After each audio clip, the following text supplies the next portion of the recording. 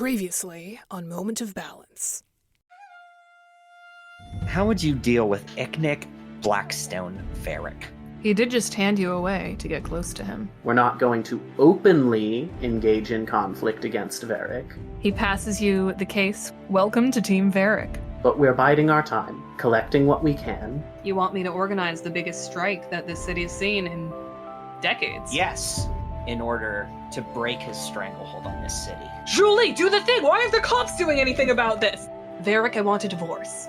Asami stands up. That was very interesting to watch, but why did you want me here? Someone needs to step in and help the workers keep the city running. Icknick Blackstone Varric, you are under arrest for so many reasons. Sabi takes her tea and raises it up in front of her and looks at the two of you. To tomorrow. So it's been a little while since the end of the season and Varric's arrest and the parting up of all of his businesses and his his trials in its preliminary phases. His assets have been seized. The party collectively has had their involvement kind of tactfully downplayed by the United Republic, but you're made to understand that they're extremely grateful for everything that everyone did. So it's been maybe about a month and you've just been kind of vibing. So generally speaking, what have Hanako and Chong been up to? Just briefly. I imagine Chong, with the prospect of free time, has been doing a mix of activities. I think he's been busking and a little bit of grapevining with that, a little bit of just earning some coinage. I think he's been doing some things with Soma, little friendly activities here and there, maybe trying out new hobbies with her, seeing what might stick for her in terms of the new personality point. I like the idea of a little montage of Chong and Soma doing various exceedingly normal activities, like playing a game of chess, knitting or crocheting together, etc., etc. What's Hanako been up to in the last few weeks? A couple of things. I think Hanako was initially going to be on the hunt for an apartment, but she gave over all of her remaining assets to Bame, which means that she's actually a little bit down on money right now. So, I think she's totally chill, just bumming off of Chong's place for the moment. And doing a combination of looking for a job and hanging out with the twins before they leave Republic City. Awesome. I can also see maybe sometime with that, Chong and Hanako probably also getting some furnishings for Hanako for the apartment, getting her comfortable, maybe whatever the Airbender universe is for an air mattress, another cup, a second plate. Yeah, the essential. The basics. So your third party member, the one who will not be joining us this session, Sabi, has been extremely busy. She has been not super around lately. She's been away a lot and has been working very long hours for Asami. You are getting the sense that everything that all of y'all did has thrown things into a little wee bit of chaos. There's a lot of issues with Varric's industry dissolving. Future Industries has tried to absorb the workers, but things are very chaotic right now. And through the grapevine, either airbending or metaphorical, you've heard that things are pretty chaotic. Varric's firearms business in particular has been scooped up by a conglomerate called Republic Capital, and they've formed a group called Republic Arms, which has taken over his firearms manufacturing, albeit under a significantly stricter amount of supervision from the government. And all of his other various holdings have been kind of distributed between various capital groups that are interested in getting in where he previously didn't allow them to. I do think that Hanako, since Sabi has just been very not around lately, has been feeling a little bit of, oh god, did I make shit weird? Sabi, in the times you see her, is not acting like you made stuff weird, but, don't let that stop you from second guessing. Absolutely. More importantly, for the last couple of weeks, Zabi has been out of town. Specifically, she and Asami have gone off on some sort of like vaguely specified future industries business in the Earth Kingdom and is kind of out of contact right now. So y'all have been, a couple weeks after, and then it's been a couple weeks since then. So you, Chong, and Hanako are relaxing in Chong's apartment. It's I don't know, the middle of the day, right after Chong's waking up time.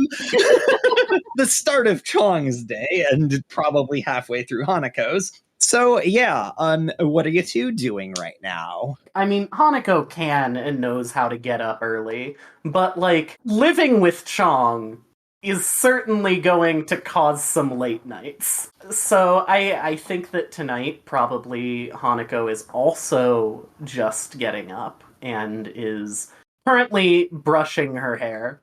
Okay. So, Chong, what are you doing?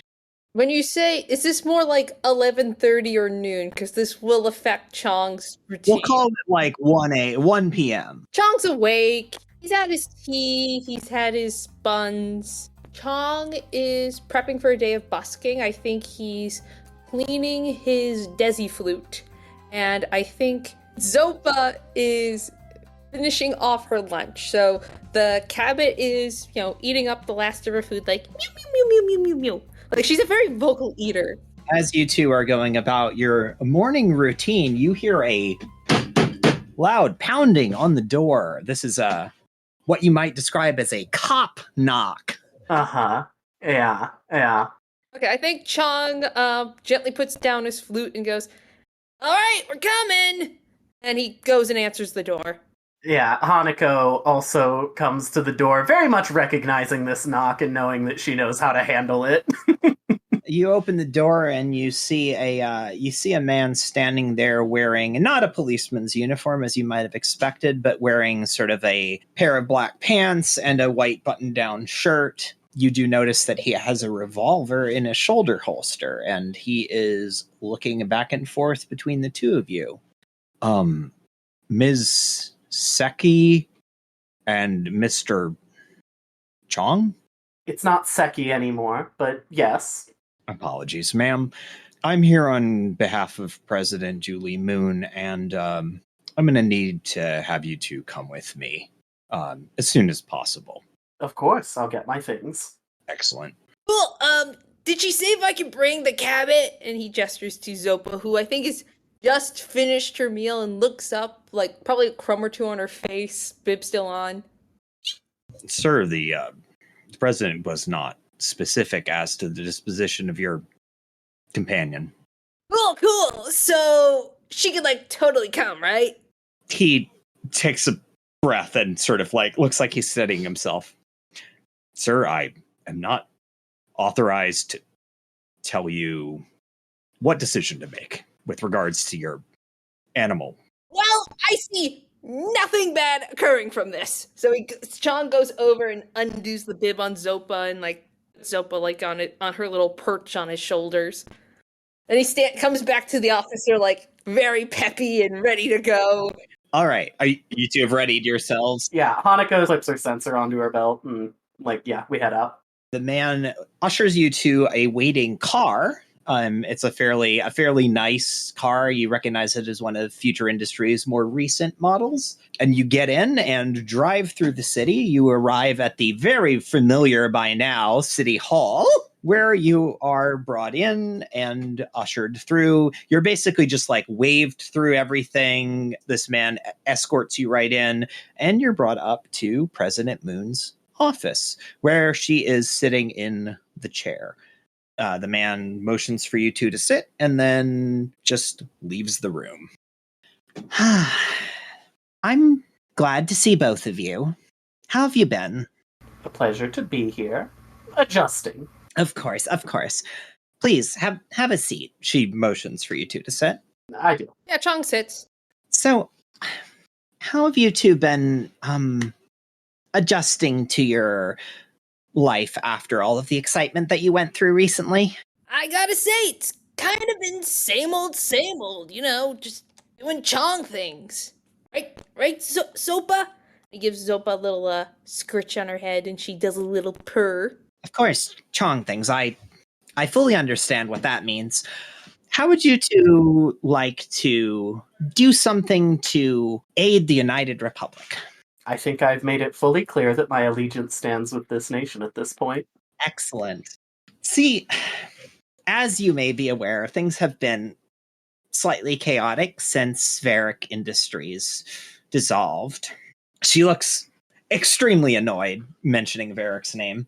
And as the president of the United Republic, it is my duty to ensure a smooth and peaceful transition of power to all of the companies that are now picking apart the corpse of my ex-husband's industries.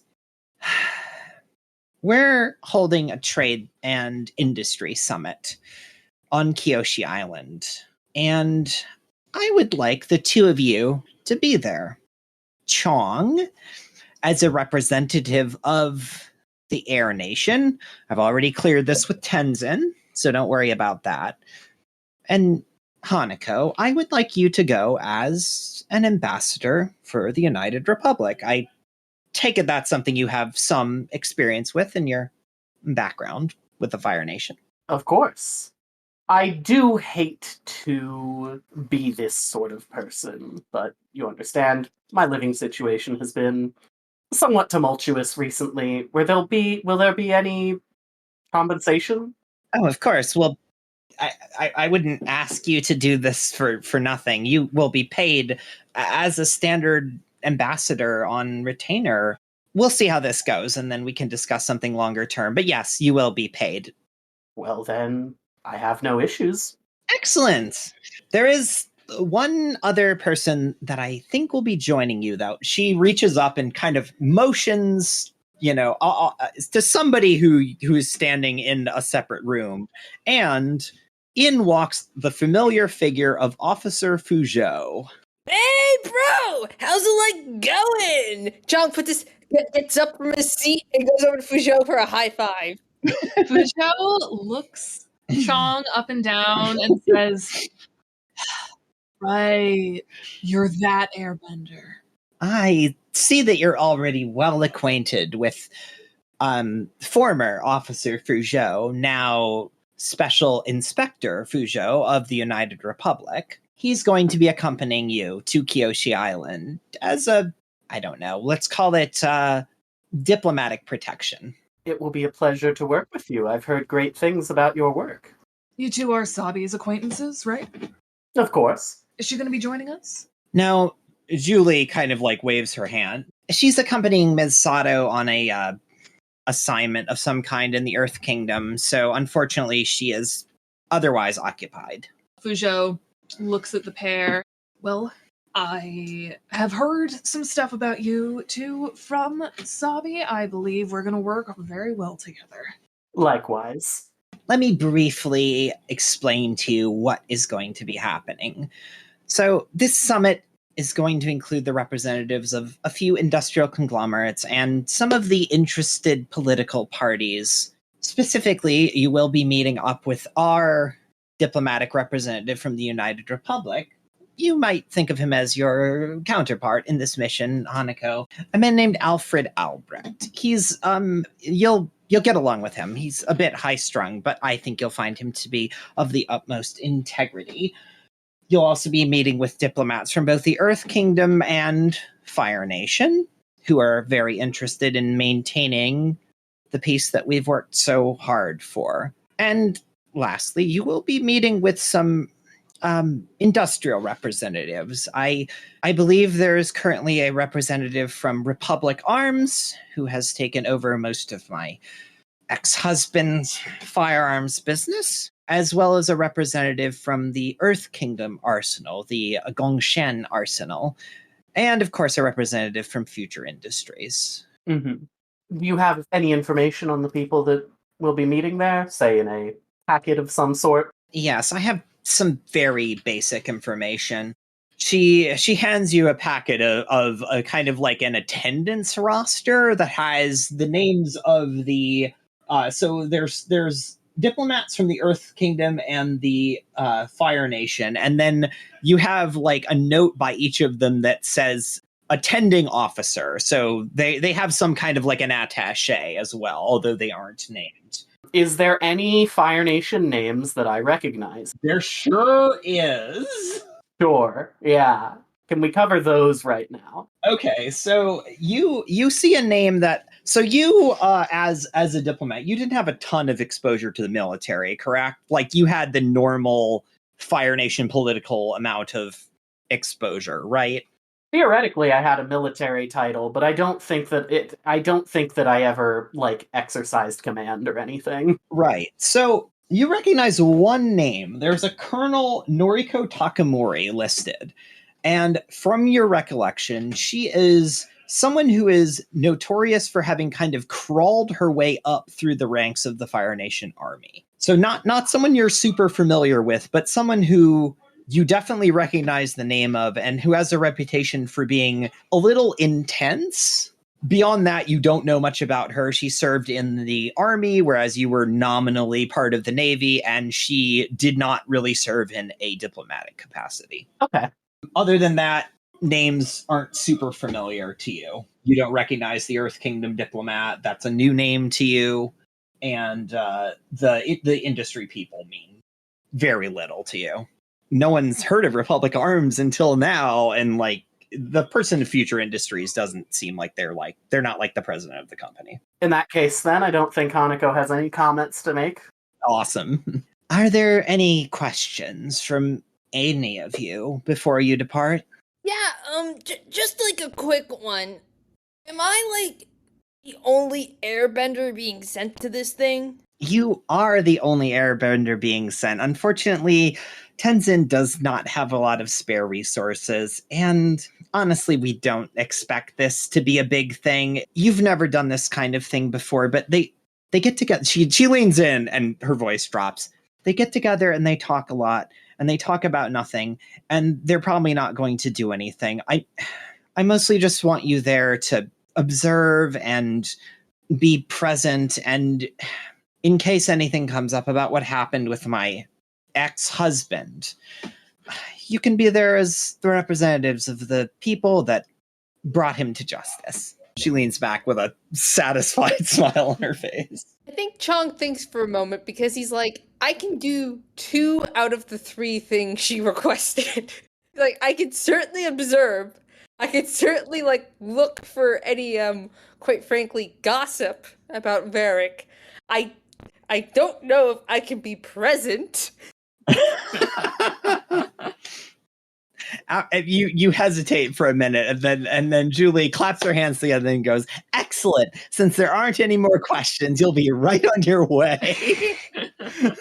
I think Chong keeps these thoughts to himself, nods, and follows Fuzhou's and Hanako's lead, like to wherever directions they go next. On the way out, I pat Chong on the shoulder and say, "Don't worry, you'll do just fine."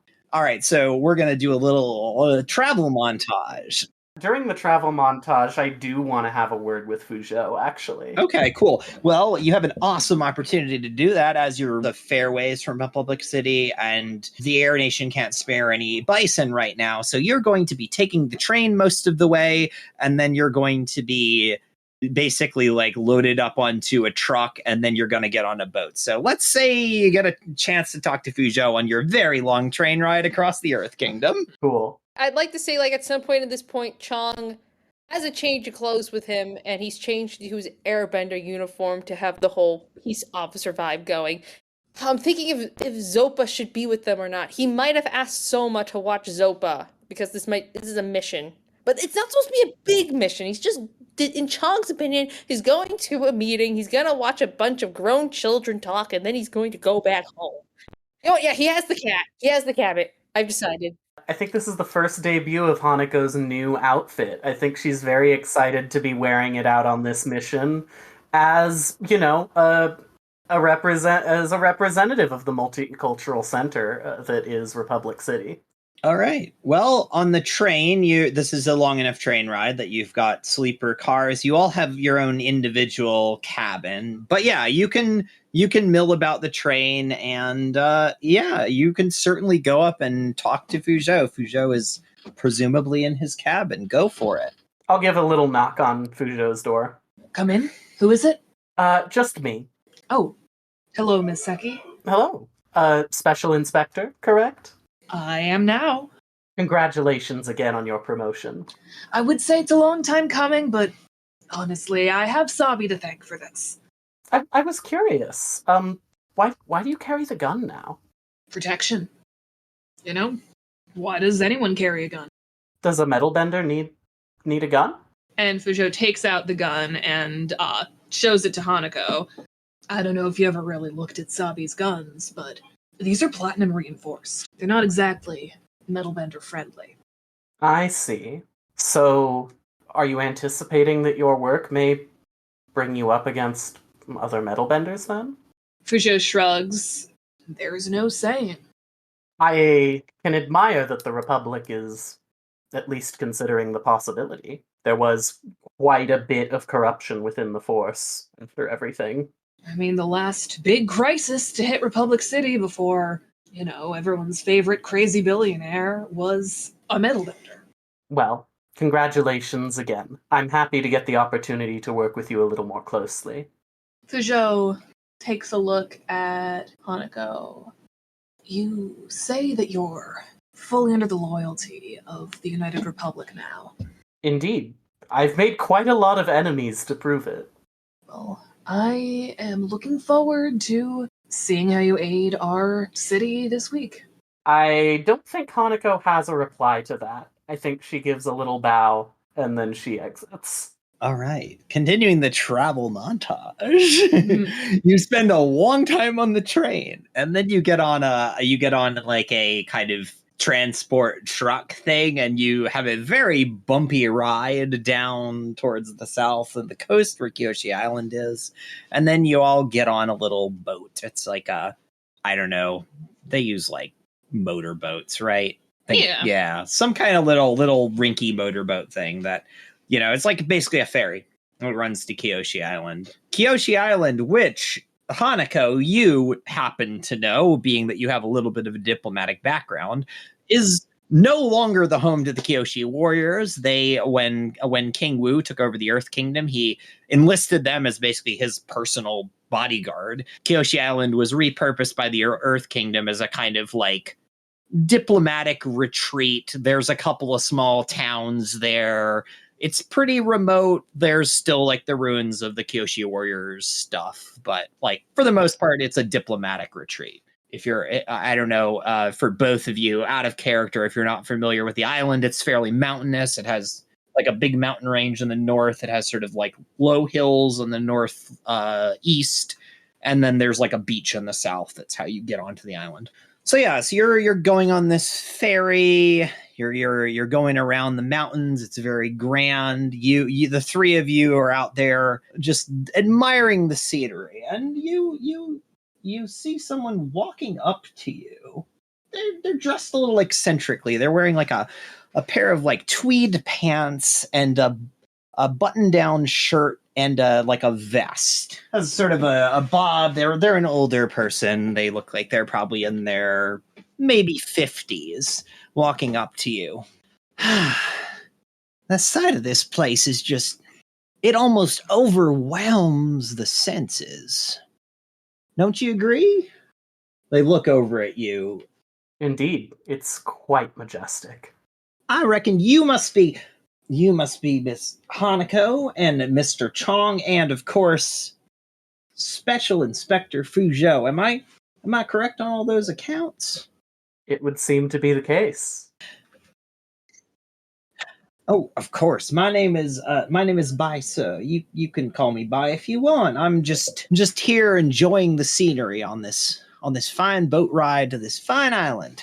Is this somebody who was in my pamphlet? This is not somebody who is in your pamphlet. You do not know who this person is. Okay. Interesting. Do they look affiliated with any particular nation upon obvious looking? It occurs to me that this is a situation that Fuzhou might have knowledge of. Roll with focus, please. So it's a 7.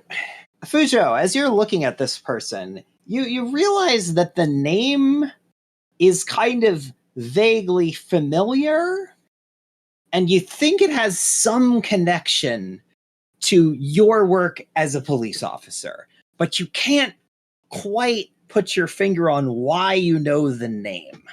Fuzhou takes a look at Baisa and says, "If you don't mind me asking, where are you originally from, ma'am?" I don't really do the whole ma'am, sir thing personally, but I take it's fine. I take no offense to it. I'm originally from the Earth Kingdom, a town you probably wouldn't have heard of, although I do like to think of myself as a somewhat well-traveled individual. I've been to Boxing Say, I've spent some time in Republic City, I even spent some time in the Southern Water Tribe for a bit. Lovely, lovely place, lovely people. I only ask because you do look quite familiar, and we're all from Republic City, so I thought perhaps you may have come across the Republic City Police Department at some point. Oh, well, I certainly have come across the Republic City Police Department, Inspector. Perhaps I remember you from that. Any disturbance that you reported, perhaps? Now I see your face there, Inspector. Oh, I'm sorry, Special Inspector. Now, you are trying to think if you remember me from which side of the bars specifically you remember me from, but I assure you that I was there in a strictly advisory capacity. I try to keep my hands clean myself, but I do have something of a knack for puzzle solving, and sometimes I get asked to, shall we say, detect some things.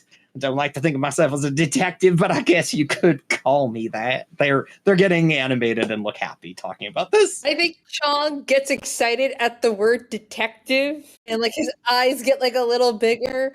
I think he steps forward and he's like, "Oh, cool! So you're like kind of like you like something from like a novel. You like the detective that comes to like the little island and looks around and whatnot." I don't really care to associate with that particular thing. I mean, these novels, they're all exaggeration and sensationalism. My job is it's quite dull. You wear the uniform of the Air Nation, don't you? You're an airbender, are you? No, kind of like part-time. I am an airbender, but Interesting. That's very interesting. What would you say your skill as an airbender is specifically? Would you consider yourself to be a talented airbender, or more sort of the middling sort? well, I guess that depends on what kind of airbenders you've seen. I can't say that I've seen that many, but I have known a few in my time. Well, then I guess you could say I'm what you'd expect to see from someone in the uniform. But you know, I'm kind of loud. I might have missed what if you're not like a sensational detective, then like what's your day job? I am something of a hobbyist. I do a little bit of everything. Currently, I'm simply here on a sort of vacation to the island. I was asked to attend this very summit, which I assume you're here for as well. And Yeah, but you're kind of like an unemployed weirdo. Chong. no, it's fine. I am somewhat eccentric, and I suppose you could, by some standards, call me unemployed, although it's more of a situational employment that I am. But trust me, I am perfectly adequately provided for. For what it's worth, I can assure you that there is no judgment. I am in a very similar situation currently. Of course. Now I will leave you to bask in this glorious scenery and stop talking your ears off. Mr. Chong, you are a very obtuse fellow. It was nice to meet all three of you. And this person turns and they walk off without a further word. So you continue on the boat. Nothing else of note happens. You land at the town that's the sort of like harbor for the city. It's a small town. It's got a dock. You notice that there are some other ships there. You notice a vessel that looks very familiar. Hanako, you don't know the specific ship, but you do recognize the Fire Nation's design, and you see another small vessel that you assume is from the Earth Kingdom, along with a couple of other smaller boats. So yeah, you're gonna step off the docks, and as you're walking along, you see another person walking up. A fairly tall man with blonde hair, little mustache. He's wearing a pair of glasses. He has a nervous energy to him. Think of like if you took a chihuahua and you stretched it way out. He walks up to the three of you and looks nervously between the three of you. Yes. Is this Ms. Hanako, Mr. Fuzhou, and Mr. Chong, correct? Indeed. Oh, thank God. I was worried that you weren't going to show up. I'm sorry. My name is Alfred Albrecht. I'm the United Republic's official diplomat on the scene, and I've been asked to come and meet you. By which I mean I've been in this filthy town for far too long. I'm sorry. I'm quite nervous with what's happening. How was your trip? Was it He just kind of trails off into nervous laughter. Quite pleasurable, if I may be honest. Excellent. Are you, if you don't mind my asking, sir, is everything all right? That's a very loaded question. See, all right is always a function of how things were before and how they are now and how they're going to be after. And right now, I'm in the rather precarious position of representing the United Republic in what promises to be an extremely important trade summit with some very important people who, quite frankly, terrify me a little bit. So, no, I'm not. I'm glad that you're here. I trust you're to be my, backup, if you will. Indeed. Oh, thank God. He looks noticeably relieved at this. You are Republic City's acting diplomat, so do you have... Hanako holds out the pamphlet, the dossier, I suppose, that she was given on the guests. I assume you would know some more about the people that we're going to see than I have here? Hanako, having been in Republic City for a little bit, this is somebody you've seen around at like fancy parties and stuff. You recognize him. I'm not personally acquainted, but you know him. Mm-hmm. Oh, I mean, I have met them all. They're all up at the retreat now. Is there anyone in particular you want to hear more about?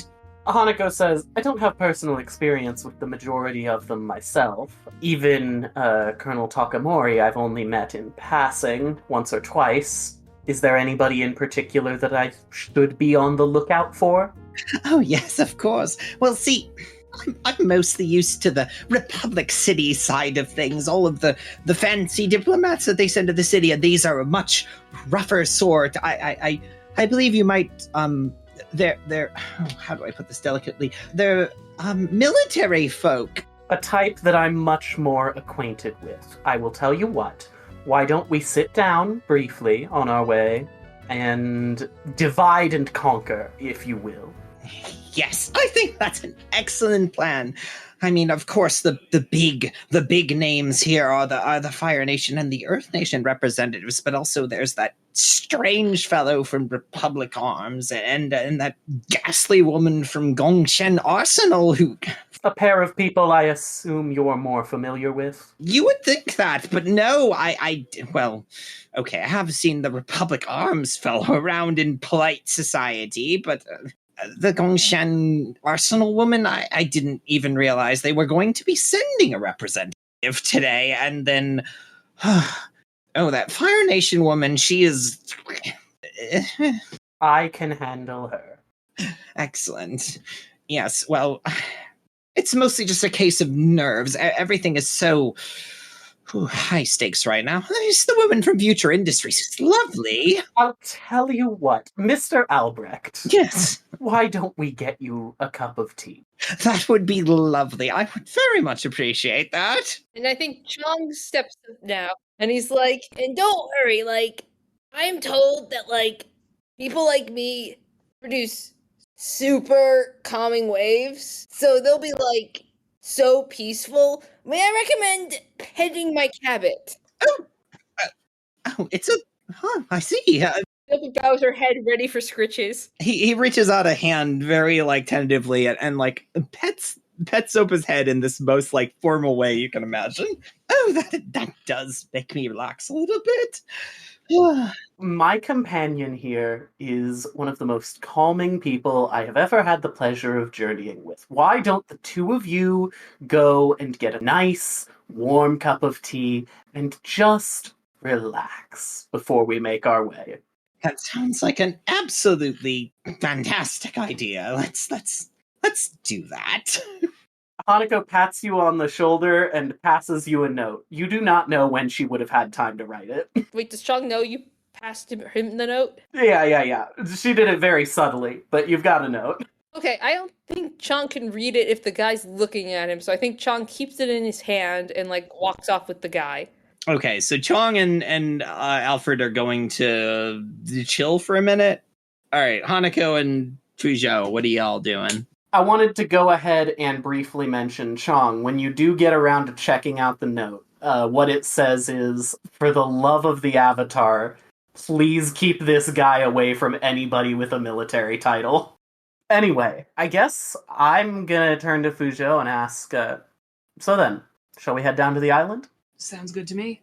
All right, so you, at some point in the combination of packets and things that were told to you off screen, you learned that the compound that this whole thing is going to be held in is a retreat that is within walking distance of the harbor town. It's not super close, like it's probably a good half-hour walk, but it is within walking distance. So y'all gonna head that way. Trust that Chong and Alfred will make their way up there in good time. Yeah, they'll get here eventually.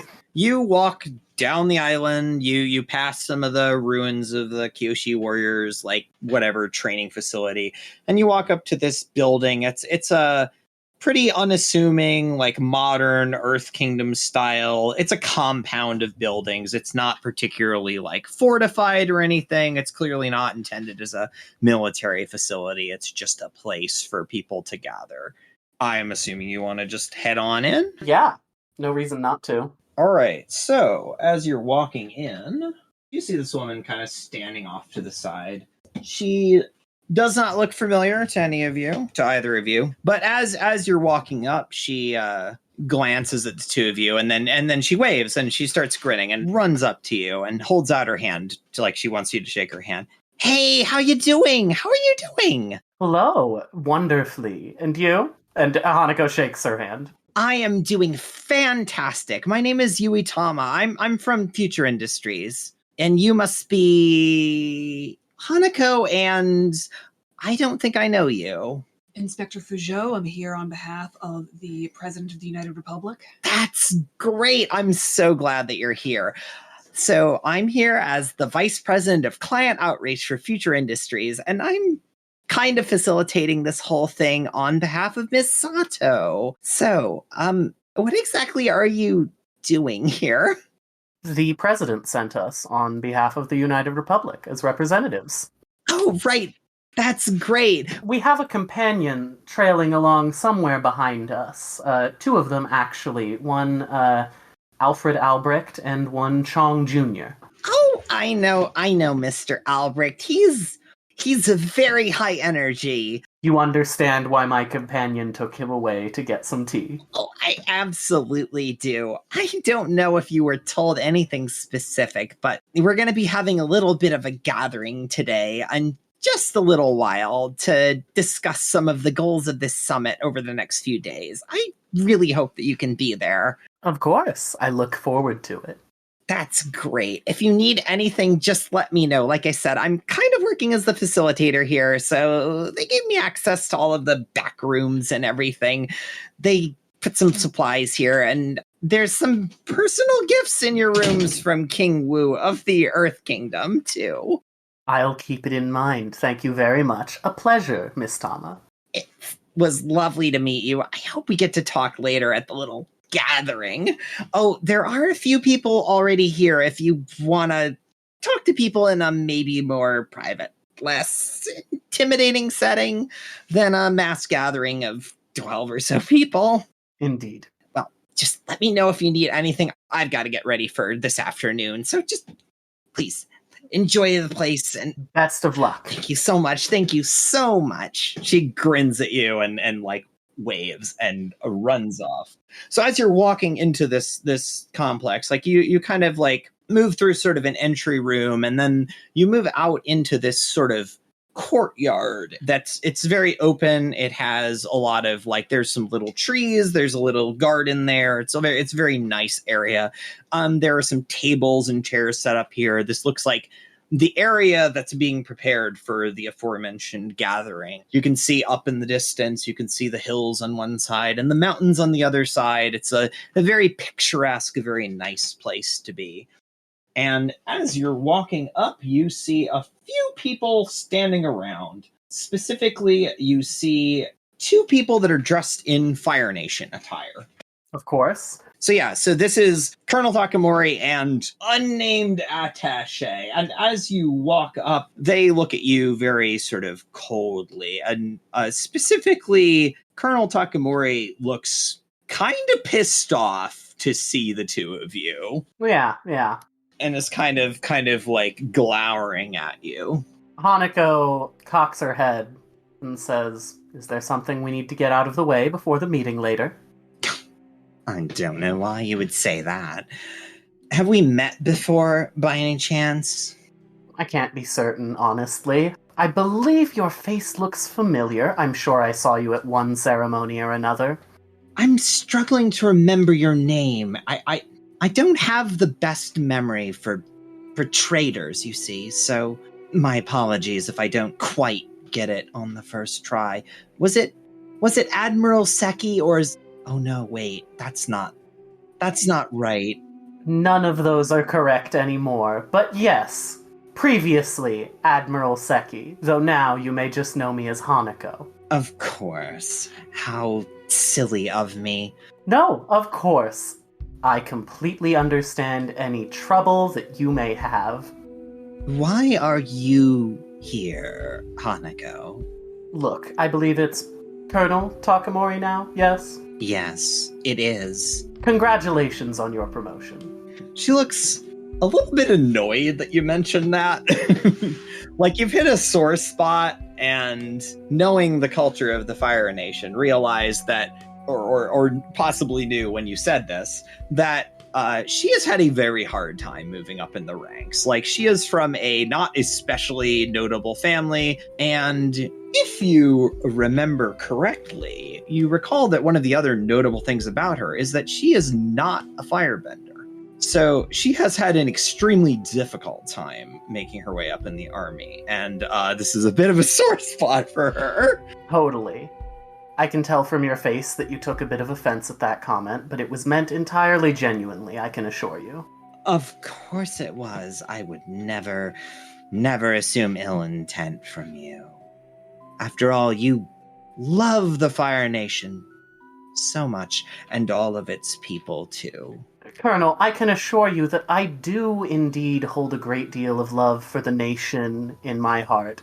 It is the people whom I was serving the nation under whom I could not abide any longer. Of course, that wretched mother of yours, for one. I take it you hold no love in your heart for her either. Of course not. She chose to betray our nation. Why would I hold love in my heart for her? Oh, is that her legacy now? You haven't been back since everything happened, have you? It would have been very hard for me to make my way over alongside her at the time, granted everything that happened. Yes, well, your mother came back in disgrace and was renounced and stripped of her rank and estate and titles and holdings. Beyond that, I don't know what happened to her, and I don't know.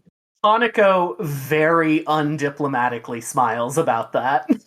Poetic, one might say. I don't understand it. I don't understand either one of you, to be honest. She kind of scoffs at you and, like, turns away. I don't seek your understanding, Colonel. I just seek perhaps a bit of cooperation over the course of this. She's sort of, like, grits her teeth and doesn't really seem to have a response to this. You won't find any issues from me when it comes to cooperation, Miss Hanako. Glad to hear it.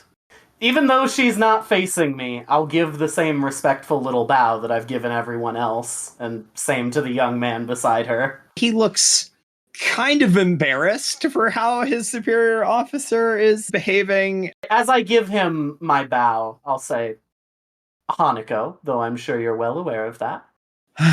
Captain Tadamasa, it's nice to meet you, ma'am. Sir. You as well. All right. Joe is going to turn to you and be like, what died in her armor? Hanako takes a deep breath and says, when I saw her name on the registry, I knew something like this was going to happen. The Fire Nation places a great deal of value in pride and loyalty. And although my mother betrayed our nation, my actions of leaving the nation in order to avoid betraying it in the first place they will be held in equal regard. I hope that doesn't cause any problems for us. We will have to see. I'm glad to get this out of the way early. Who else is in the room?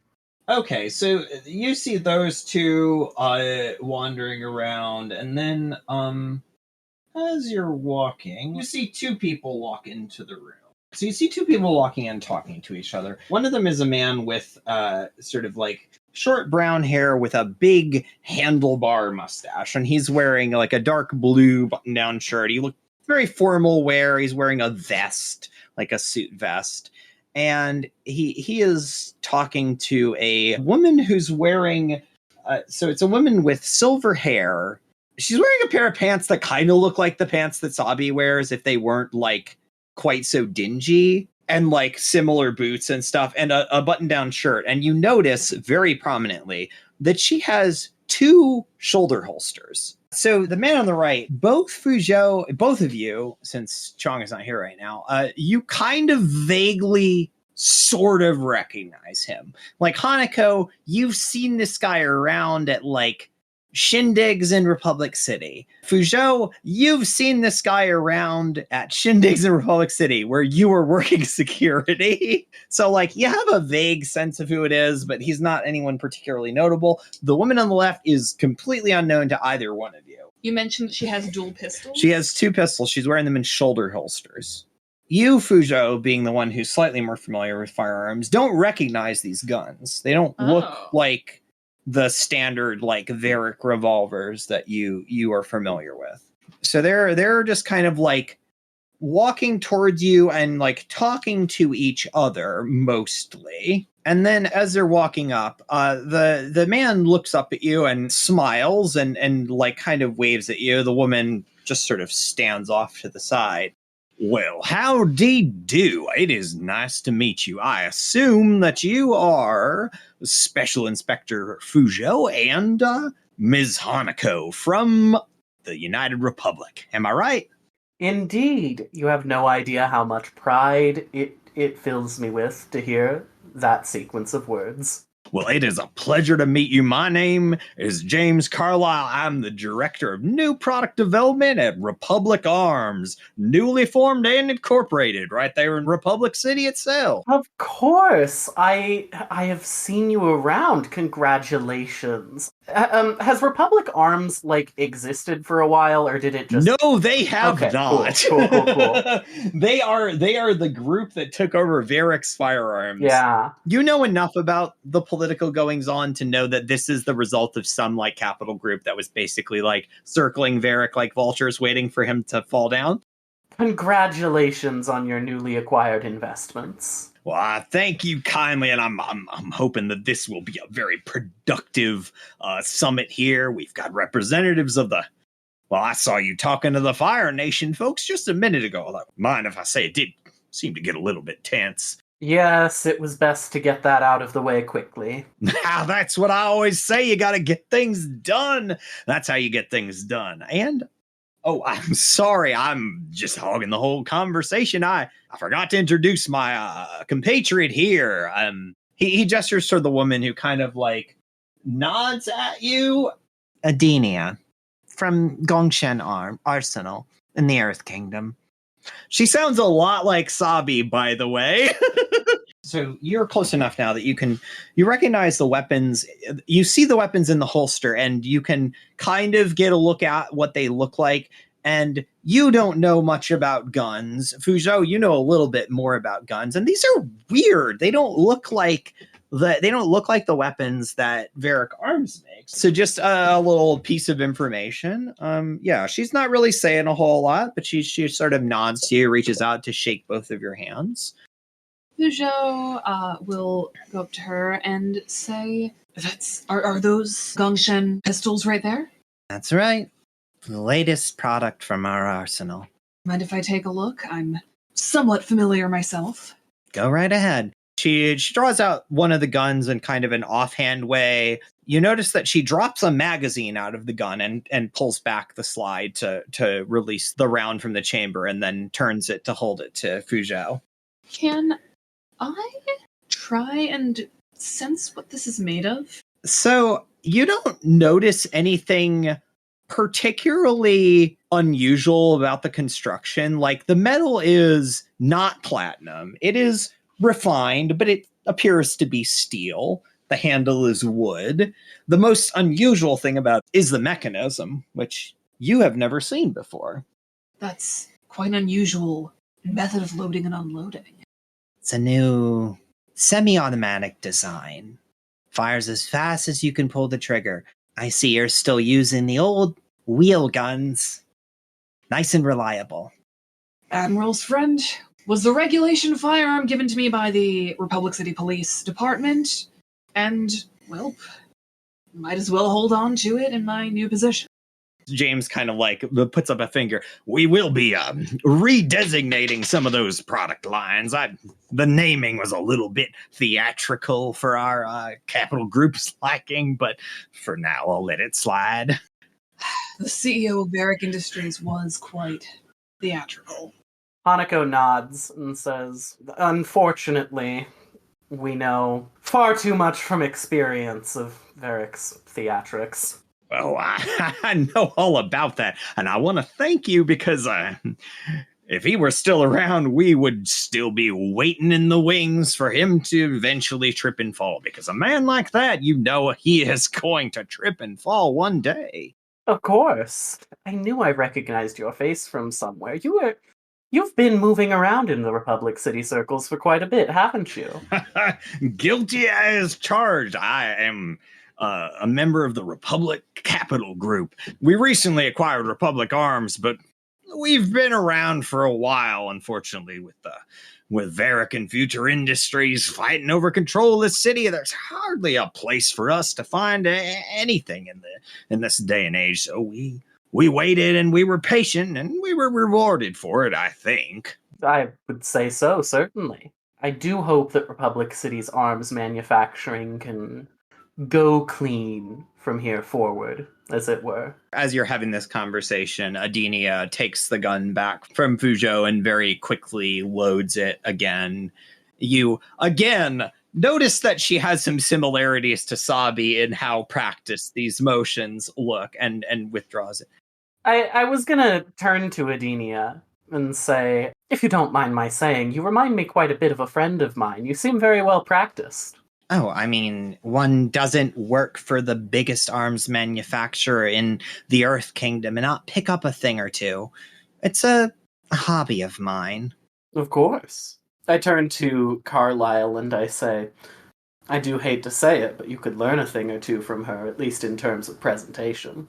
Well, I like to keep my hands a little cleaner. This whole firearms thing is new to me. I'm more in the money-making business, if you know what I mean. But we do try to keep things above board here at Republic Arms. We sell to law enforcement and we sell to law-abiding citizens, but we stay out of the military business, and we absolutely will not, under any circumstances, fund a violent revolution against the government of the United Republic. A sentiment that I would hope goes without saying from here forward. Yeah, well, you never can tell. These days, things get a little bit confused sometimes. I was just telling my new friend here, he kind of like elbows Adenia, who rolls her eyes. This is a wonderful time to be in the arms business.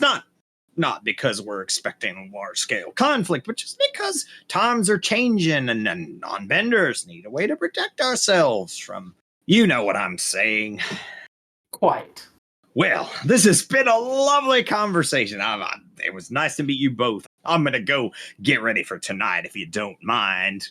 Indeed, there will be quite a bit to discuss. Hanako gives a bow. He waves at both of you and walks off. Adenia kind of like hangs back for a minute and is kind of looking at you two, and then turns and wanders off in a different direction.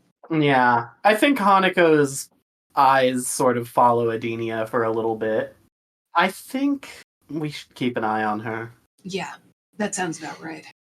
Honestly, not gonna lie, kind of want to keep an eye on him too. Not a fan of how boisterous he is. He does seem a bit like an unfortunate follow-up. You have exhausted the supply of NPCs that you can talk to in this current area. Everyone is kind of milled off to do their own thing. You still haven't seen the representative from the Earth Kingdom or her attaché. But I think we want to go back to Chong for a minute, who is presumably still hanging out with Alfred.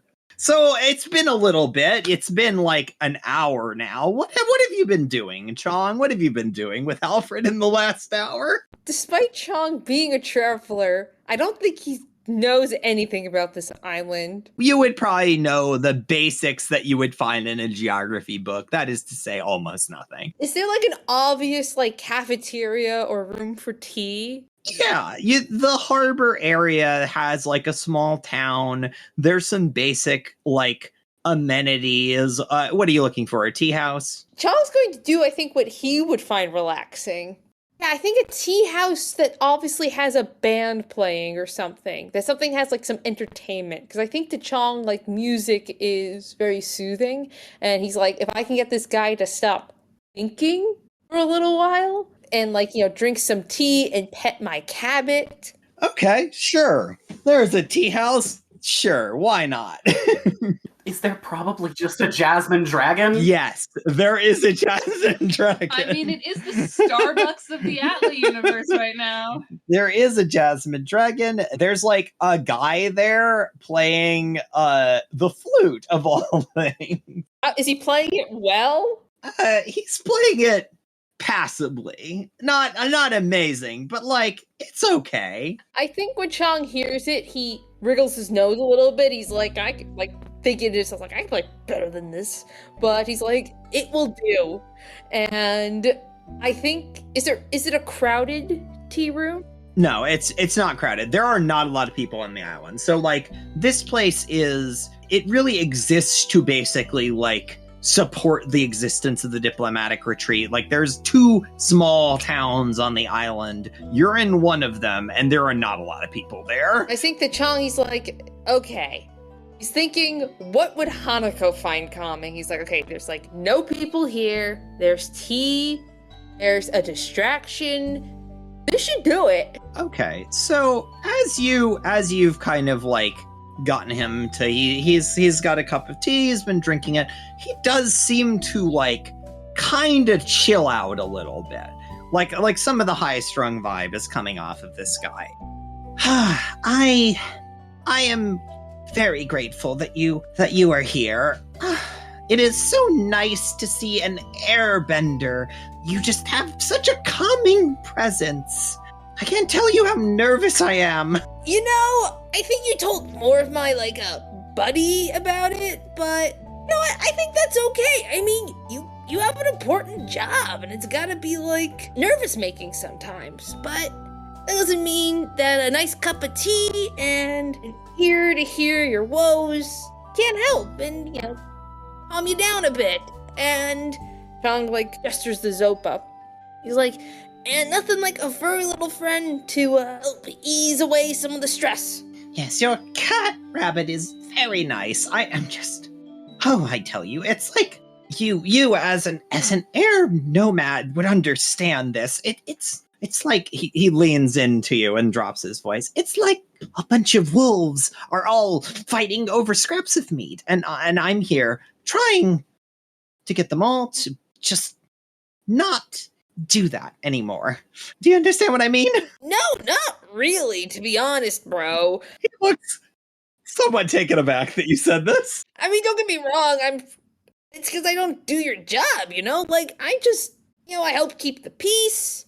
And yeah, sometimes, it doesn't feel like there's enough of me to go around, but it gets done. I'm sorry. I only know much about the air nomads from old stories, but I thought you were diplomats and scholars of the world, well versed in many cultures and very good at negotiations and in general keeping the peace and order, right? Chong thinks for a moment, and he takes a beat. And then I think he shrugs and he goes, I guess. I see. He takes the tea and like chugs it back in one shot. Hear me out, man. I mean, ever since like that big convergence thing, there's been a lot of different airbenders. Some of us are what you say and are like these, super good, peaceful, educated beings and whatnot. And then some of us are newer and are still learning the ropes. And there's a lot of books and whatnot. And don't get me wrong, I like to think I've traveled to a lot of places. Been all over the Earth Kingdom, even a little bit of Water Tribe. Can't say I've been anywhere Fire Nation though, but one day I hope to like change that and see a little bit there. But there's a lot of good people out there, and there's some bad. But you do what you can and you try your best. And no offense, man, but don't get me wrong, this deal seems pretty important, but not like it's the end of the world, Oh, yeah, if only I could believe that. I feel like we came so perilously close to another war. I mean, we've had quite a lot of those in the past few years, and I don't... Chong pours him another cup of tea. Madam President trusts me to be here to ensure that everything goes smoothly. I'm feeling a bit overwhelmed. I'm sorry I've already told my compatriots what your goal is, but remind me, what do you need to do? I mean, me personally, or the goal of this whole summit? Like you. Like, I know the goal is like something, but I'm mainly concerned about you. Well, I'm here to represent the United Republic's interests and I guess serve as a kind of neutral party for all of the various investors. I don't know. Look, Mr. Chong, I'll be very blunt with you. This wasn't my first choice of assignments. I actually am replacing the old diplomat who picked a very unfortunate time to decide to retire.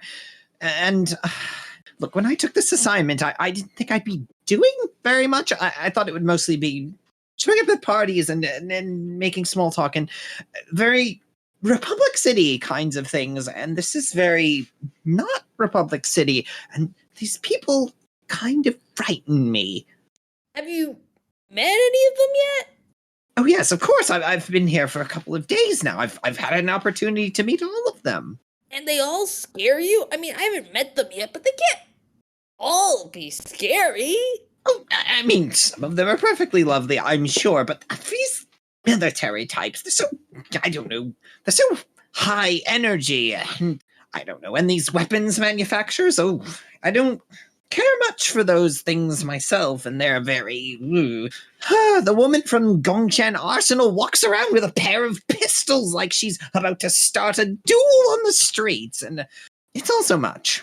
I think Chong, takes a beat again, and he goes, you know what? Yeah, that does sound kind of like a lot. I mean, I understand 1 gun, 2 guns does sound a bit much, but let's be reasonable here. I'll be honest, man. Between benders, non-benders, guns, no guns, whatnot, I don't think there's really ever been a time anyone's ever been safe, completely safe, in a room with anybody. And quite frankly, if you're so new, and if everything's so peaceful right now, then bro, you're crushing it. You're already doing good. You're representing the things. Nothing bad has happened. I want you to roll with Harmony. Ooh, I rolled a 10. Okay. You see Alfred kind of puff out his chest, he kind of closes his eyes and sighs, and he looks like he's calmed down just instantaneously. You know what, Mr. Chong? You are right. He opens his eyes and looks at you. I am killing it. I've been here for days, and I've been around the most unsavory people that I have ever met, and I am holding it together. And I will be there to make sure they all get along and they all talk nicely about everything they want, and then they can go and decide what to do with it. And I can go back to Republic City and keep living my life. Thank you so much. You, by the way, mechanically, Chrissy, can ask a question, and he has to answer honestly. By the way, what do you think of my cabot? Your cabot is delightful. I love his little ears and his tail. It's so cute. It's very calming. Is Zopa wearing the suit? Zopa's absolutely wearing the suit. How did you get him to wear that little suit? Chong, puffs his chest out very proud, and he goes, I have no freaking clue. Oh, delightful. Oh, you see Alfred look at, he has a pocket watch. He looks at and looks a little nervous. Oh, we should really be going. There's a big reception that's happening. You notice outside things have gotten the light is starting to fade. It's getting toward late afternoon. The sun is starting to set. We should really be going along. It's a little bit of a walk to the facility, and we really should be on time. It makes us look good that way. Yeah, sounds like a plan. Hey, you lead the way, and I'll go there with you. I will do that. Chrissy, roll with focus. Okay, 8 plus 1 is 9. As you're walking out, you notice that Baisa is in the corner of the Jasmine Dragon, sitting there, and it looks like they're watching you. They're kind of sipping from a cup of tea, but they're definitely paying attention to you. Chong smiles widely and waves. Baisa just kind of tips a cup to you. Doesn't say anything. All right, so you're going to go walk to the place. We're going to skip forward a little bit in time. The sun is starting to go down. Things are getting dark. You're all gathered in this courtyard area, and food has been laid out. Everyone is kind of milling in. There's lights that are strung up. It's very nice. It's very aesthetic. And as you look around, you see the people that you've seen already, plus a couple of new people. There's 2 women, both wearing Earth Kingdom looking outfits. So the woman on the left, you see her, she's wearing, it looks like a civilian outfit. It's all the Earth Kingdom colors. She's kind of sitting there sort of fanning herself. And a little bit behind her, this other woman is standing there in an Addie's position. So clearly this is the last remaining diplomatic figure. This is Ambassador Li Heng from the Earth Kingdom and her attaché, whose name you don't happen to know. So yeah, everyone is kind of gathering around. You see that Yuitama is going around kind of greeting everyone and offering them food. Colonel Takamori is very pointedly ignoring you, Hanako. And everyone else is there. You see Adenia kind of crossing her arms off to the side. James was talking to people. Everyone's kind of gathering. Is there anything that the 3 of you would like to do in the moment? You've got a few minutes. They're just all kind of milling around and talking with each other. Chong has only now read Hanako's note. What did it say again? It said, for the love of the Avatar, do not let this man talk to anybody with a military title. So as you are kind of milling around, minding your own business and just looking at everyone, you notice that Colonel Takamori is walking up to Alfred, and she looks irritated and is saying something to him that makes him visibly upset. you can see that they're having like kind of a heated conversation that you can't quite hear while everything else is going on. So do with that what you will. For narrative's sake, I think just as Alfred goes like to talk to this woman, Chong like reads the note and looks up and sees them talking. Yes, that is perfect. And I don't think Chong knows what to do. Because on one hand, he's supposed to keep the peace. On the other hand, he just did the thing that Hanako said not to let happen. Has the colonel left? No, she's still there. Yeah, they're actively talking. I think Chong's going to like think for a moment, kind of like have it all register in his head like an uh-oh situation. You know, like the blank moment, like, and that's when he knew he fucked up. And I think he's going to try and intervene in the conversation. Okay, do it. Question, where's Hanako and Fuzhou in conjecture with where my guy is? Wherever they want to be. You have free reign of this courtyard. Everyone's kind of just walking around. Adenia and James have taken their seats. The Earth Kingdom people are talking amongst themselves. I think Hanako has, now that the Earth Kingdom people have arrived, gone over to have a word with them and introduce herself. Okay. Before Hanako leaves the general area, Fuzhou is going to ask her, can he handle that? I think that you ask that, and this is the moment where Hanako notices what is going on. Sean's just standing there, note in his hand, looking at the situation, and you could just see, like, in his head, like, in his eyes going, like, fuck, fuck, fuck, fuck, fuck, fuck, fuck, fuck. Yeah, I know exactly that this is the first moment you have read the note immediately. Oh, Chong can defuse the situation. I am certain of this. Chong can defuse anything. You're certain of that? Because that little airbender has been a frequent topic of conversation amongst me and my boyfriend for the past month. Because of one thing he said. Do you trust him to defuse any situation? Oh no. I think that you have shaken Hanako's confidence just enough that she needs to thrust herself headlong into another conversation with a person who hates her.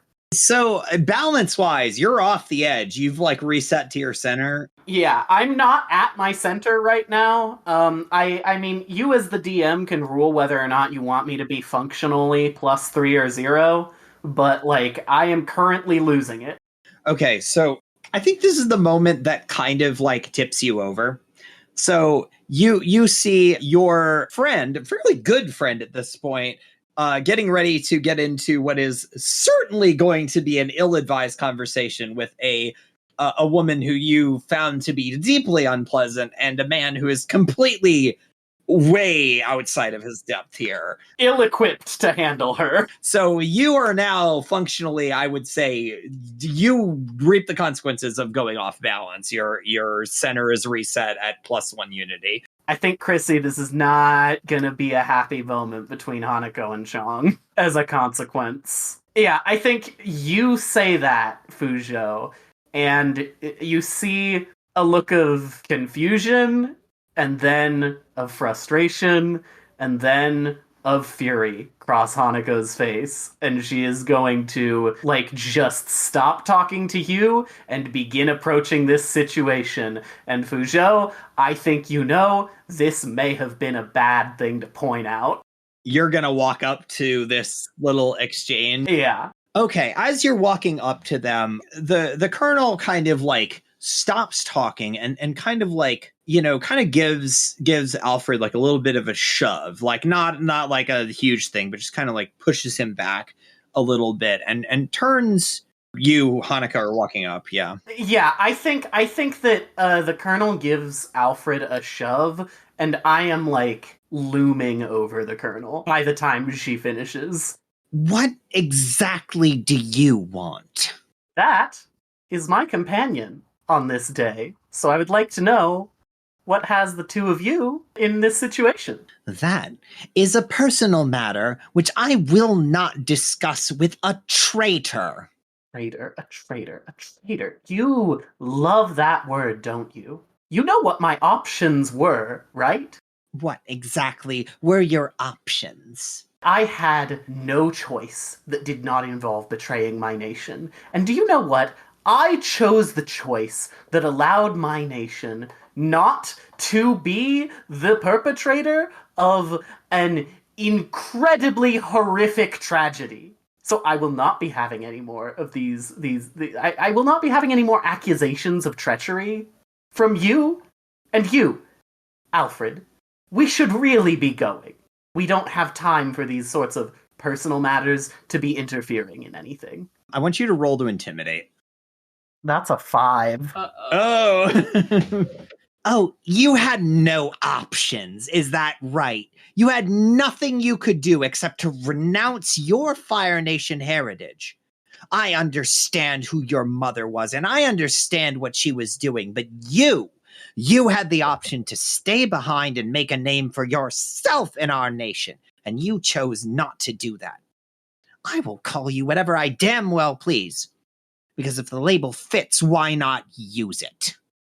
There is a moment where Hanako is still trying to loom over the Colonel, but a look of hesitation crosses her face, and the Colonel knows in that moment that she has won this exchange, and Hanako knows in this moment that she has lost that exchange, and I think she just huffs, grabs Albrecht by the wrist, walks over and grabs Chong by the wrist, and begins to pull them away. Okay, so first of all, I want you to take a fatigue. Do you want me to mark a condition? Because I will. Actually, no. Yeah, don't take a fatigue. Mark insecure. As you're doing this, where's Fuzhou? Fuzhou was watching on the sidelines. Fuzhou was not in the middle of this confrontation, but he did just see it all go down. As you're doing this, you see Chong and Hanako, who are closest to him, see Alfred clutch at his chest all of a sudden. I don't feel especially... And before you can say anything else, he collapses forward on the ground and is not moving. There is a brief moment where Hanako is, like, so focused on getting out of this situation that she is dragging him, and then she realizes that she's dragging dead weight, and she lets go of his wrist and jumps back. Fuzhou is going to run up to the man and feel for a pulse. You do not feel a pulse. As far as you can tell, he is dead. So he has fallen face down. And you see blood seeping out from, like, the back of his outfit. There isn't a visible exit wound there, but you can see blood. Like he's been hit with something. And as you're doing this, like, people are starting to freak out and notice, like, what's happening here. Chong sees the situation, probably calls out to the crowd like, "Hey, someone get a doctor for this guy! He's bleeding!"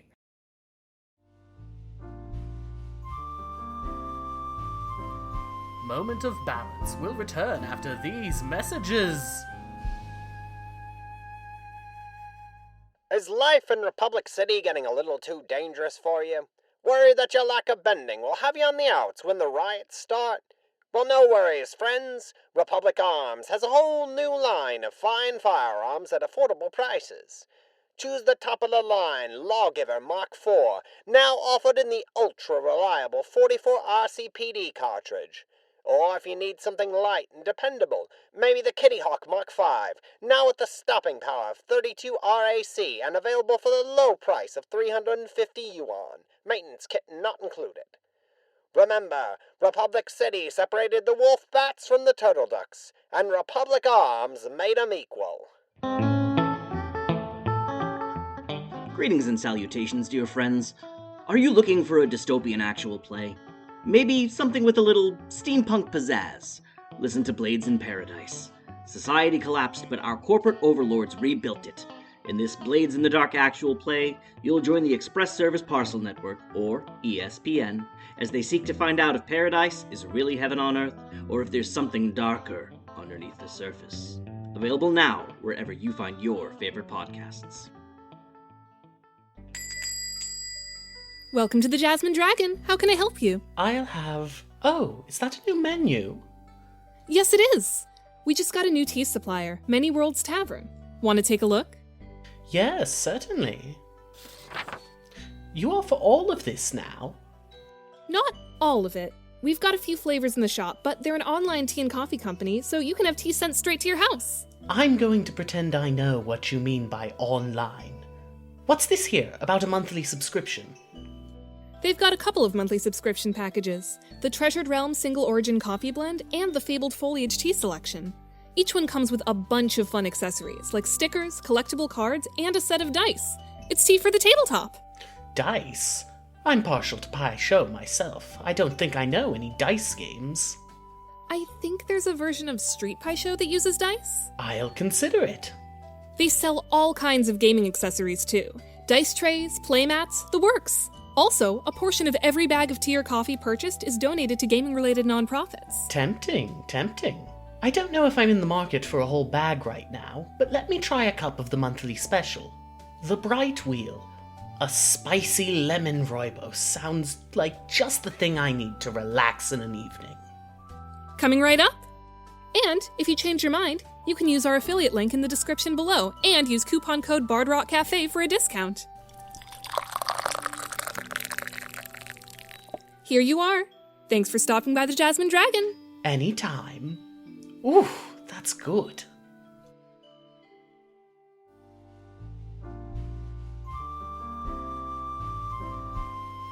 And now, back to Moment of Balance.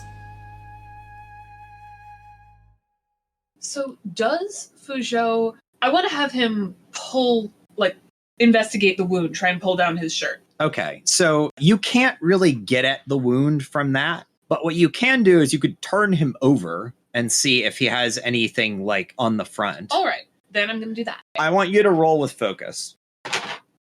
All right, that's 11.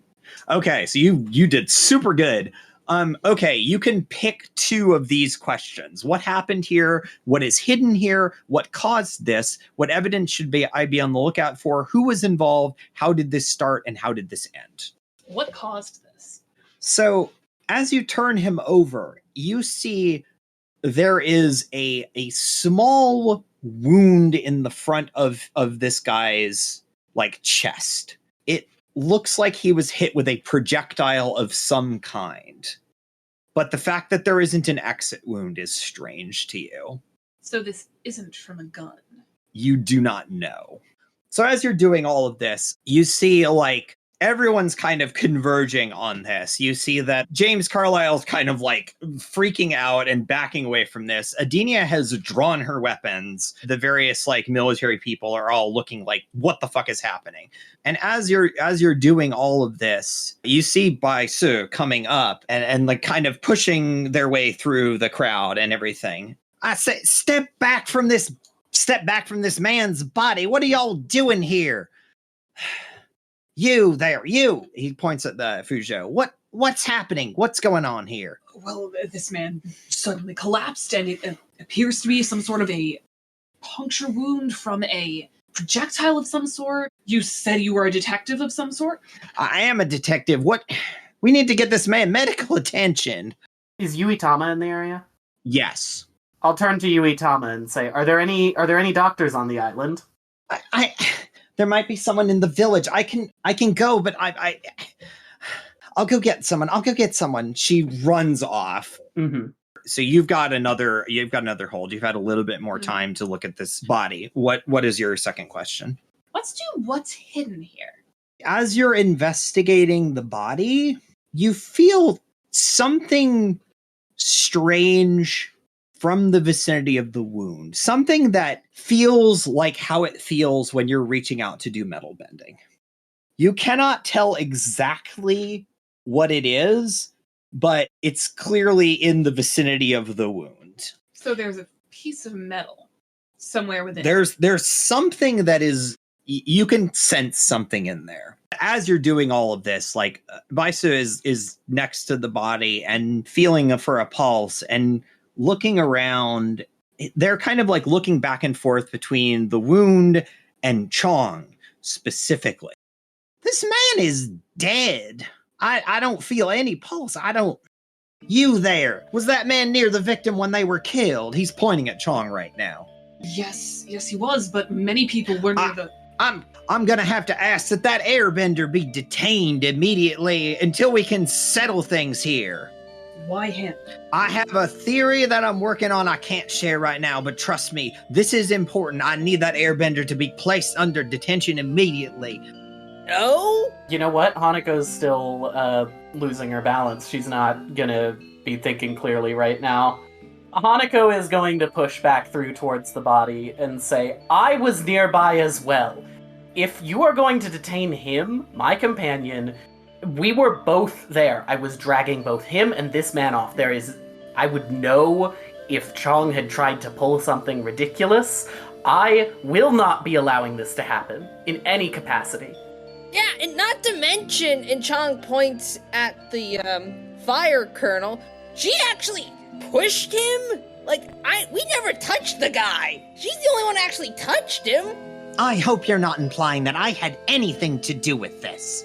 No, but what I'm saying is that if I'm gonna get blamed and she's gonna get blamed, you need to get blamed too. Hanako scoffs and says, with my experience in the Fire Nation military, anything's possible. What I'm saying is that, look, if you're gonna be unfair and hoard all these ideas to yourself and put me in a cage, wouldn't it make sense to at least also have at least one reasonable, obvious thing also be put in the cage? And this points at the one, the one who actually physically harmed the dude before the bit? Chong, I want you to roll to plead. A 6 + 1's a 7. Vaisa, sighs and, puts their hand to their temples, and if we could all just settle down for 1 minute, and I ask you that you all remain calm. You there, he points at Adenia, put those damn guns away. All of you, come. They look around and make sure that no one is left. You two there, he points at the attaches. Make sure that airbender doesn't go anywhere. I have something that I need to confess to all of you. See, I'm not here just as an impartial observer, and I'm not here on a vacation. I'm here on behalf of King Wu, specifically. I must admit, I don't fully know why he decided to bring me here, but I think he suspected that something like this might happen. I'm sorry, but I have reason to believe that your airbender friend might potentially be involved, which pains me to say because I do quite like you, and you are a very charming individual, but charm often masks a rotten center. Chong looks so confused. What exactly are you accusing Chong of being involved with? Why, this man's death, of course. Chong looks extremely confused. He's like, what? What possible motive would Chong have? Yeah, weren't you, at the tea shop with us? I will admit, I have been keeping my eye on you. Since you arrived on this island, excuse me, I need to speak with your special inspector friend privately for a moment, if you will. He motions for Fuzhou to kind of step aside. Special Inspector, you are here on behalf of the President of the United Republic, correct? Yes, I am. I tell you this in the strictest confidence, and I want you to understand that you cannot share this information freely. Do you understand me? Yes, I will keep this under wraps. Prior to my arrival here, after being enlisted by the king in order to keep an eye on this summit, I received an anonymous call from an individual who would not give their name, but they told me something deeply disturbing about an airbender arriving at this summit. An airbender who had mastered a heretofore unknown airbending technique, which they described as a phantom bullet. I believe it implies some kind of compressed air used to create a wound, very much like that of a bullet, but that leaves no trace behind, which I think you can agree very much resembles the nature of the wound on this poor man here. That is definitely correct, but this airbender was sent directly from Tenzin, the master of the air temple in Republic City. Do you believe that he'd employ someone who has that ability? I'm simply passing on the information that I have been given, and in my experience, people can be very good at hiding who they really are. Let me ask you something. How well do you know this man? I've run into him a handful of times in my recent exploits with the police department. He said some very strange things to my boyfriend. He did help me apprehend some terrorists connected to Varric. Nothing he's done has made me think he's malicious. Incompetent, for sure. I don't trust that he's as peaceful of a peace officer as he claims to be, more of a stumble and we'll see what happens kind of dude, but I wouldn't say malicious. I'm willing to admit when I may have been hasty. Baisa breaks away from Fuzhou and comes back over to where you're standing with the body. Everyone's just kind of like looks confused now. Hanako is just standing, just in a huff, completely seemingly unbothered by this body and entirely focused on the indignity of the accusation at Chong. Chong is just so confused. He's just there, like, head in his hands. He's like, what is happening? Why am I being blamed? What is going on?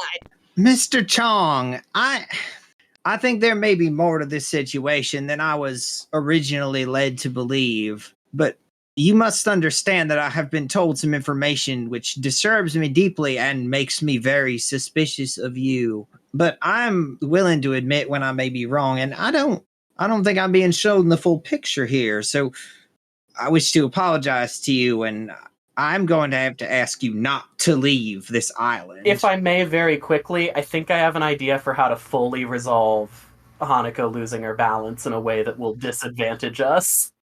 Do it. Oh boy. Hanako's going to cock her head at Baisa and say, and if you were so willing to jump to conclusions and accuse a man who you have no evidence or reason may have been involved in the murder, aside from some secretive information which you're not at liberty to share, why should we trust you at all to determine the method of this man's murder? Roll to intimidate. Yeah. That's a 9. Oh, yeah. Ma'am, I'm here on behalf of the king of the Earth Kingdom. So honestly, I do not have to answer to you, but they look kind of defeated a little bit and kind of like put off. Like, this is not going the way they expected it to. I will admit you have made an extremely salient point, and I will not continue to call for your friend to be detained, but I will be keeping an eye on both of you. And I must reiterate that under no circumstances are you to leave this island. As soon as Baisa finishes that word, you hear an explosion come from the direction of the harbor town. Yeah, there's a moment where Hanako looks smug at having gotten a win, and that resets her balance. And then there's a moment where she looks down at the body as Baisa finishes saying that and remembers that a murder has occurred. And then the explosion happens, and Hanako has fully jumped and is now in the situation again. And as this happens, Baisa, like, freezes. And then they turn around and look towards the harbor, and you can kind of see, since there's still a little bit of light, but it's pretty dark, you can kind of see that there's the glow of something happening down by the harbor, like fire type thing going on. Hanako turns to Baisa and says, as a firebender, can I go to help out with the fire? By all means, you firebenders, get going. And the captain that was with the colonel is gonna go with you. Okay, so you're going to the place, the harbor. Chong and Fuzhou, what you doing? Fuzhou is gonna take out his gun and also run towards the harbor. Okay, cool. Chong is gonna look at the guy and go like, so I know this is awkward now, like with us, but can I like go help and do peace officer / airbendy things to help? Very well. You go, and you there, Earth Kingdom officer, go make sure that they don't do anything untoward. And the Earth Kingdom, the attaché, whose name you don't know yet, is gonna kind of like follow along with you. Okay, so you're going to the harbor too. As you're all running towards the harbor, you encounter partway there. So at a run, this is maybe a 10-minute run. You encounter Uitama on the pathway with some guy, presumably a doctor, holding a medical bag. She is extremely out of breath, sort of flags you down as you're coming up. Oh my God, all the ships they're burning. The ships are all burning. We're on our way. You hurry back. By the way, the man's dead in there. He might be more needed at the harbor. She waves for the doctor to go, and then she continues back toward the compound. All right, so you are running up on the harbor, and you see every ship that was in the harbor is either, on fire and sinking, or has already sunk into the little bay. So you've got the wreckage of this, none of these are seaworthy anymore. They are actively on fire. The fire does seem to be contained mostly to the docks area. There's no flammable buildings right by it, but yeah, the ships are fucked. Yeah, I'm gonna be immediately going to put out the fires on the docks, prevent it from spreading inland, and also, put out any fires that are getting in the way of people getting off the ships. That's easily within your capacity as a firebender. All right, Chong and Fuzhou, what y'all doing? Can I roll to see what the greatest threat is here? You want to assess the situation? Yeah, go for it. Ooh, 9 + 1, 10. Who or what is in the greatest danger? Right now, the ships are in the greatest danger, although they appear to be mostly damaged beyond repair. Right after that would be the docks. The docks are in the process of catching on fire, although Hanako is doing a pretty good job of keeping that from spreading. So yeah, this is material. There don't seem to be any people that are in danger here. That's the biggest thing Chong was looking for. Chong was making sure I want to see if there was any people that need to be saved. What here can I use to help? You, as an airbender, probably have the ability to kind of use the air to direct the fire, and also probably with some effort could kind of get the water up using your airbending. I'm wondering if I can use air swipe and get a wall of air in the water to push the waves up onto the boats and put the fire out that way.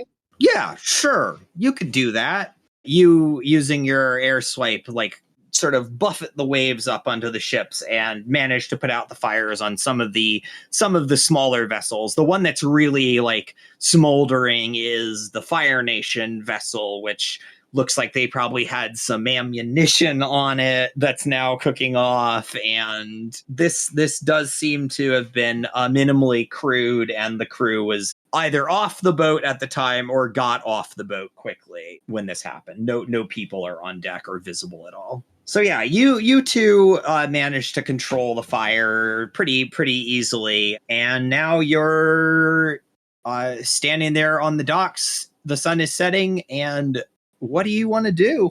Is there somebody nearby, off of one of the ships, or the harbor master, or somebody that I can talk to? Yeah. So as you're putting out the fire and everything, you notice a group of people sort of coming ashore from the Fire Nation ship.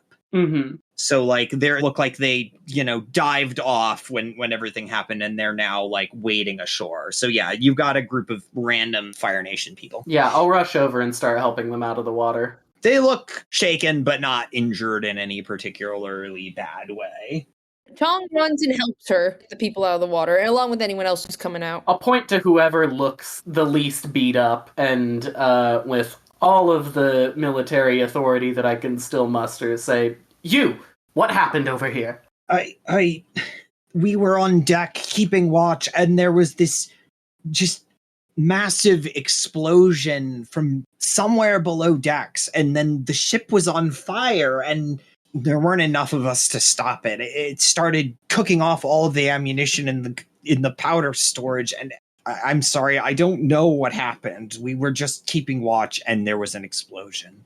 Hanako nods and turns to Fuzhou. You remember how Sabi found the bomb under the bay? Can you sense anything down there? Let me see. I want you to rely on your skills. You're going to try to do your metal proby thing. Yeah. All right, rely on your skills and training. Okay, yeah, that makes that an 8. Okay. So, you reaching out with your metal bending abilities you can sense the faint presence of rare earth minerals, very similar to the kind that were used in Varric's detonators. The traces are not as strong because they've presumably been Fully destroyed, detonated, yeah. but you can absolutely feel the same kind of rare earth minerals present.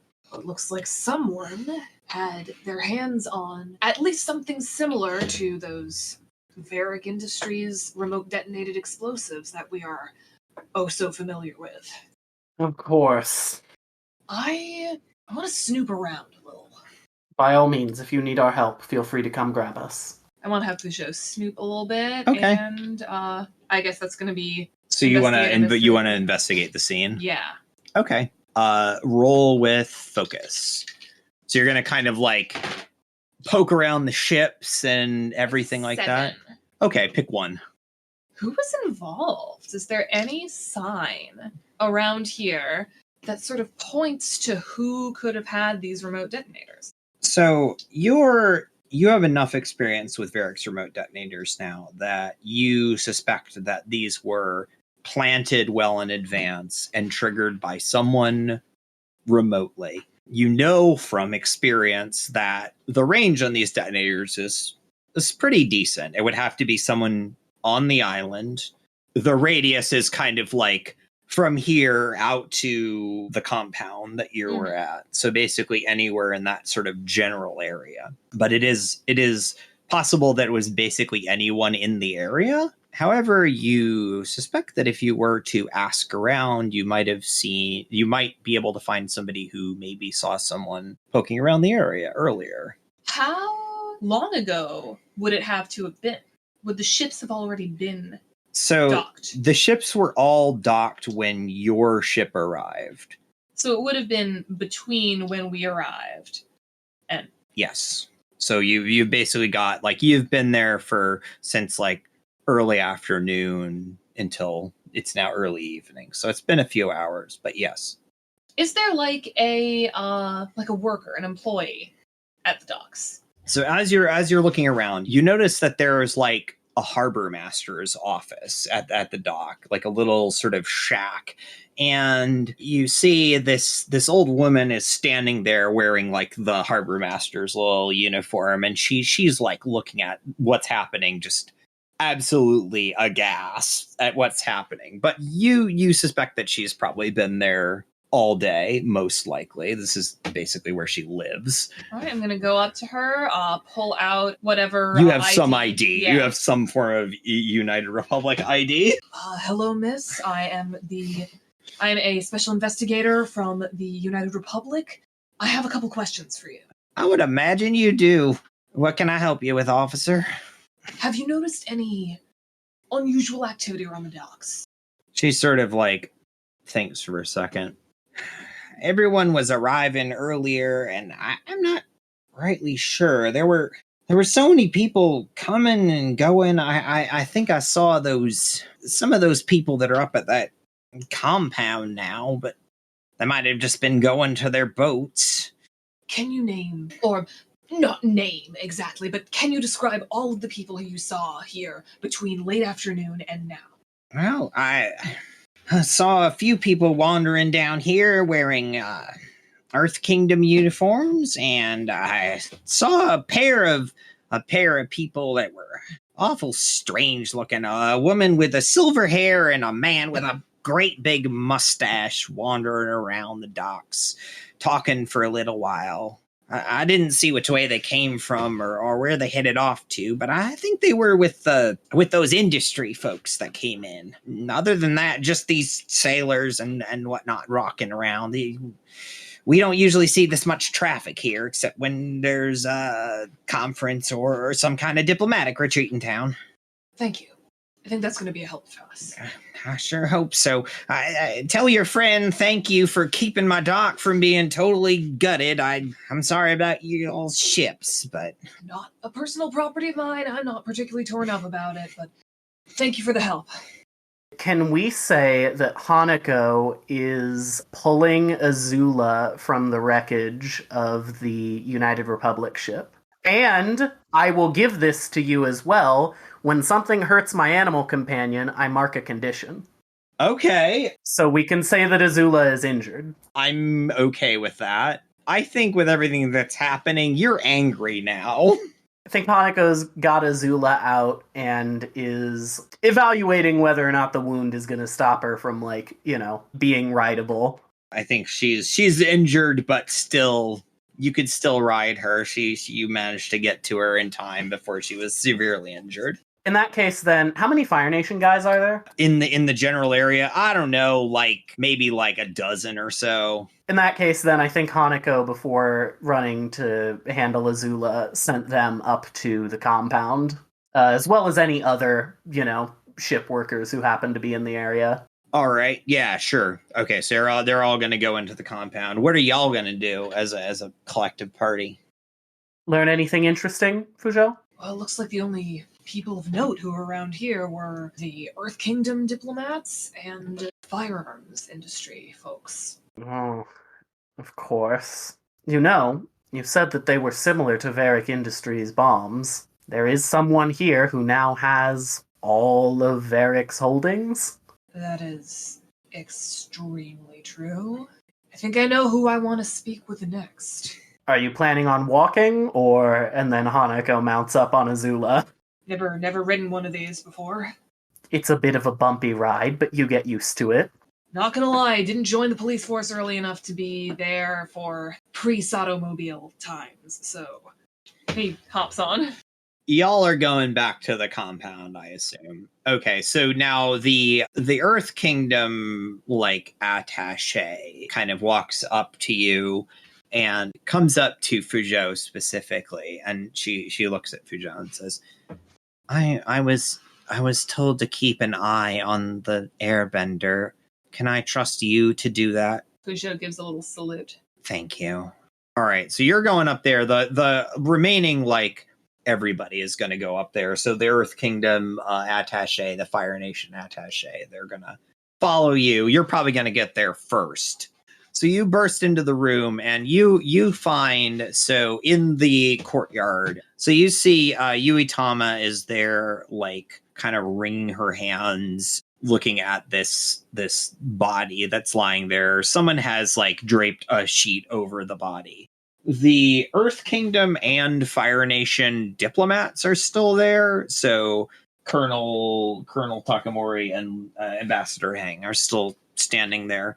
You don't see either of the firearms people around. They don't appear to be there. And everyone else is still on their way back from the docks. Oh, and Baisa is there with you, Uitama. You burst in dramatically. Someone has set off a bomb at the docks.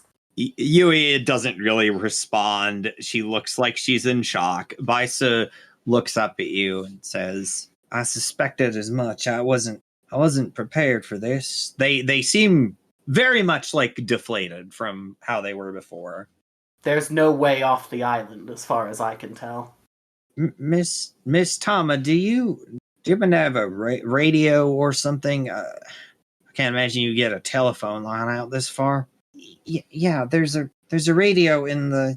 She motions toward, there's a central building, an office, where there is theoretically a radio, if you want to go check that out. Yeah, sure. Fuzhou is going to go up to the people by the body and say, have either of you two seen where the firearms distributors have gone?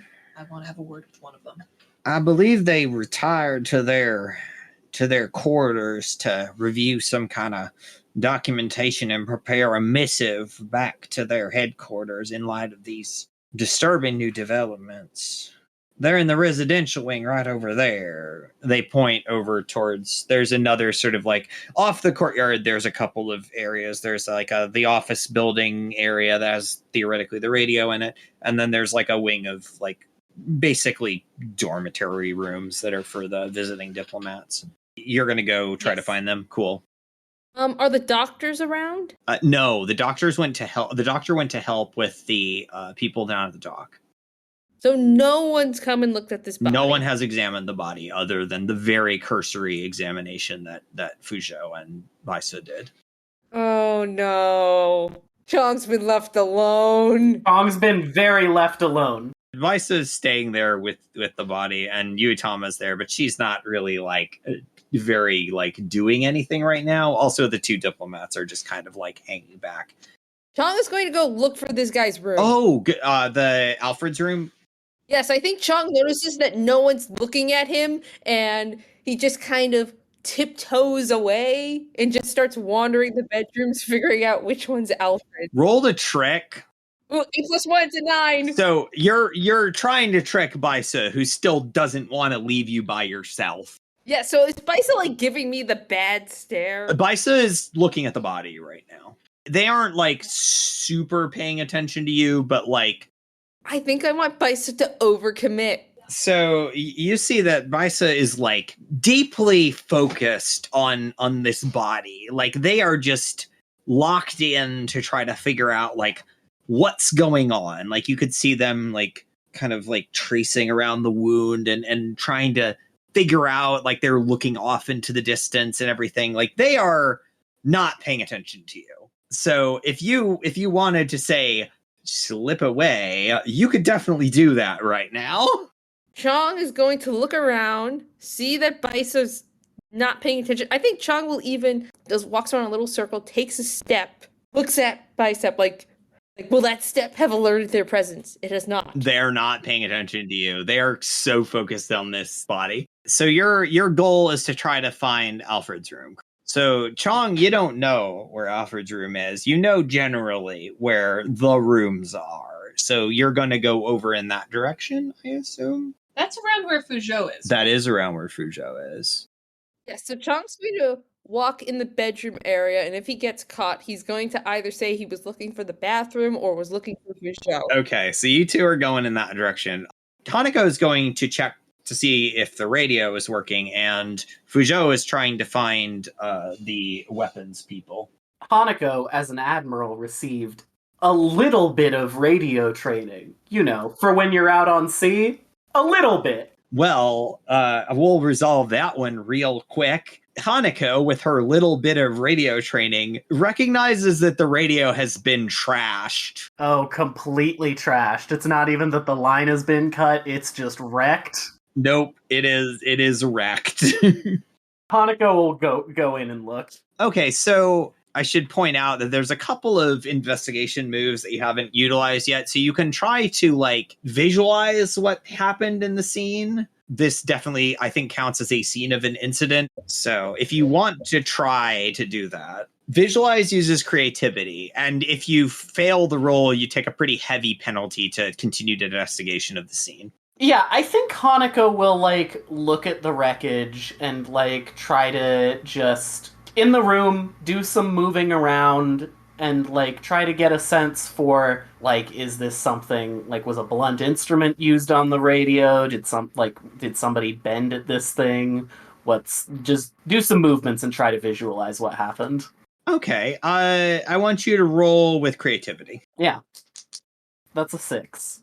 Unfortunately, you are having a very hard time visualizing exactly what happened. You've been through a lot today. You went off balance, you're angry, you're upset, you're generally just it's hard for you to focus. So the only thing that you can realistically gather from this is that somebody did this on purpose. This is not an incidental thing. This didn't happen as the result of something else. This is someone was trying to destroy the radio, which no shit. So yeah, you don't really learn much more about this other than that it was an intentional thing and it's destroyed now. You also now take a -2 penalty if you try to further investigate it. Hanako sighs and will just leave the room. I'll head back to the main area. Okay, cool. So you're going back and you see, again, you see the two diplomats, the Fire Nation and the Earth Kingdom are there. Baisa is still investigating this body. Yuitama still looks freaked the fuck out. So now we're going to go over to Fuzhou and Chong, apparently. Fuzhou first. Neither of you know precisely where these people are. So what are you going to do? It's not a big area. It's like a hallway with a bunch of like rooms on either side. Are we together or are we still both randomly wandering? Fuzhou went first, you went right after. So I feel like that depends on how quickly Chong moved. And is Chong trying to like sneak around to like the windows of these rooms, or is Chong just gonna like go into the hallway? There's two ways Chong could do this. On one hand, Chong can't say he was being innocent and like trying to find Fuzhou or the bathroom if he looks like he's sneaking. On the other hand, he doesn't want to get caught before he finds this dude's bedroom because Chong has a feeling that this dude might have some notes or something that might indicate something.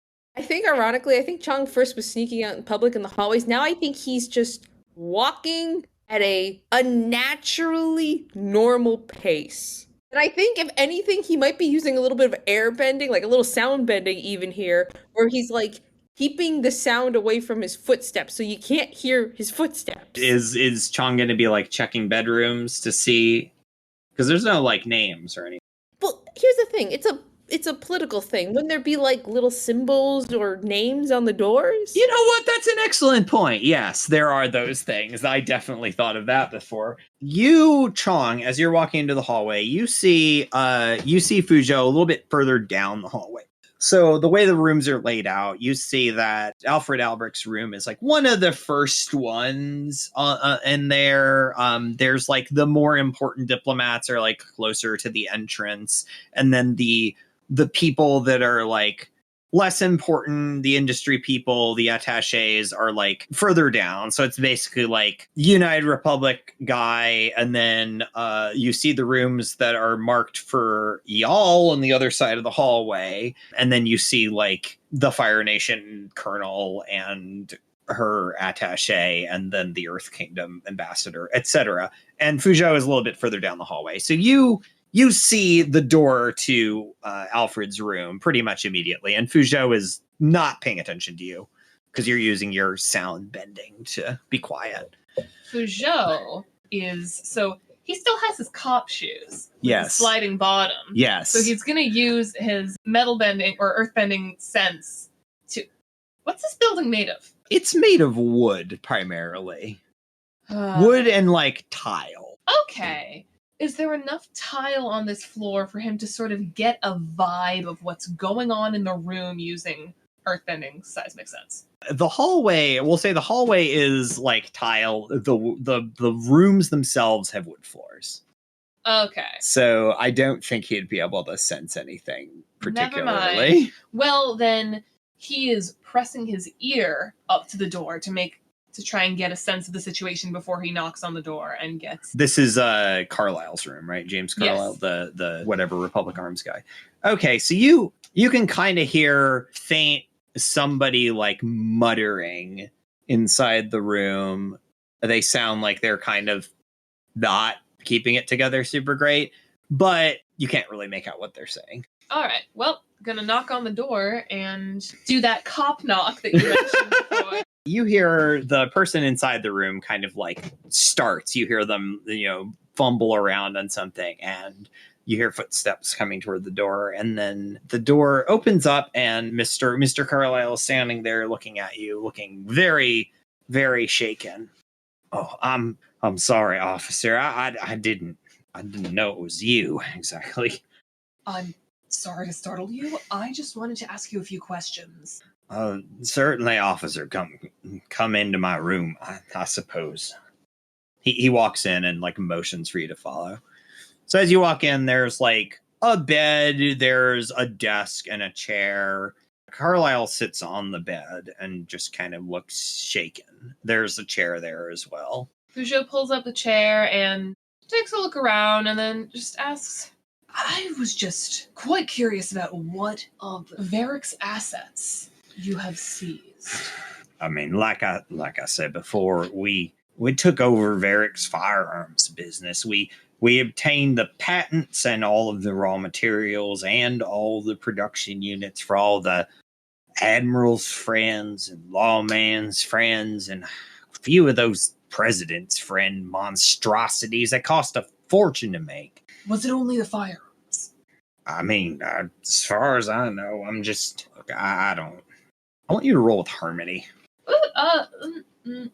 6. He looks uncertain as he's responding to, I'm sorry, Inspector. What exactly is the relevance of this question, if you don't mind me asking? Are you aware of the explosion that happened in the docks? I heard an explosion. I didn't realize it was docks, though. The culprit seems to be using a remote detonated explosive very similar to that created by Varick Industries. Wow. And if you are in control of the production of said remote detonated explosives, I need to know all information you know about them. Look, I don't know what you're getting at here exactly, but I assure you, we didn't have any interest in Varick's explosives. We don't have any way of marketing that to anyone. I told one of your friends before, we're not in the war business. We're in the civilian and law enforcement defense business. We don't have any of Varick's explosives. If that's what you're implying. His assets were split up amongst multiple corporations. You wouldn't happen to know who has the patents for his explosives, do you? I don't know who ended up with the patent for his explosives. I don't know if anyone did. Lots of Varick Industries surplus is floating around these days. We came in and we started taking inventory and there were firearms missing. I can't imagine that it would be any different with any of his other holdings. So he's sitting on his bed? Yeah, he's sitting on his bed. Fuzhou's going to stand up from the chair, walk around the room, take a look at it. Is there anything in the room besides, You're just doing a cursory, like, what's visible? Yeah.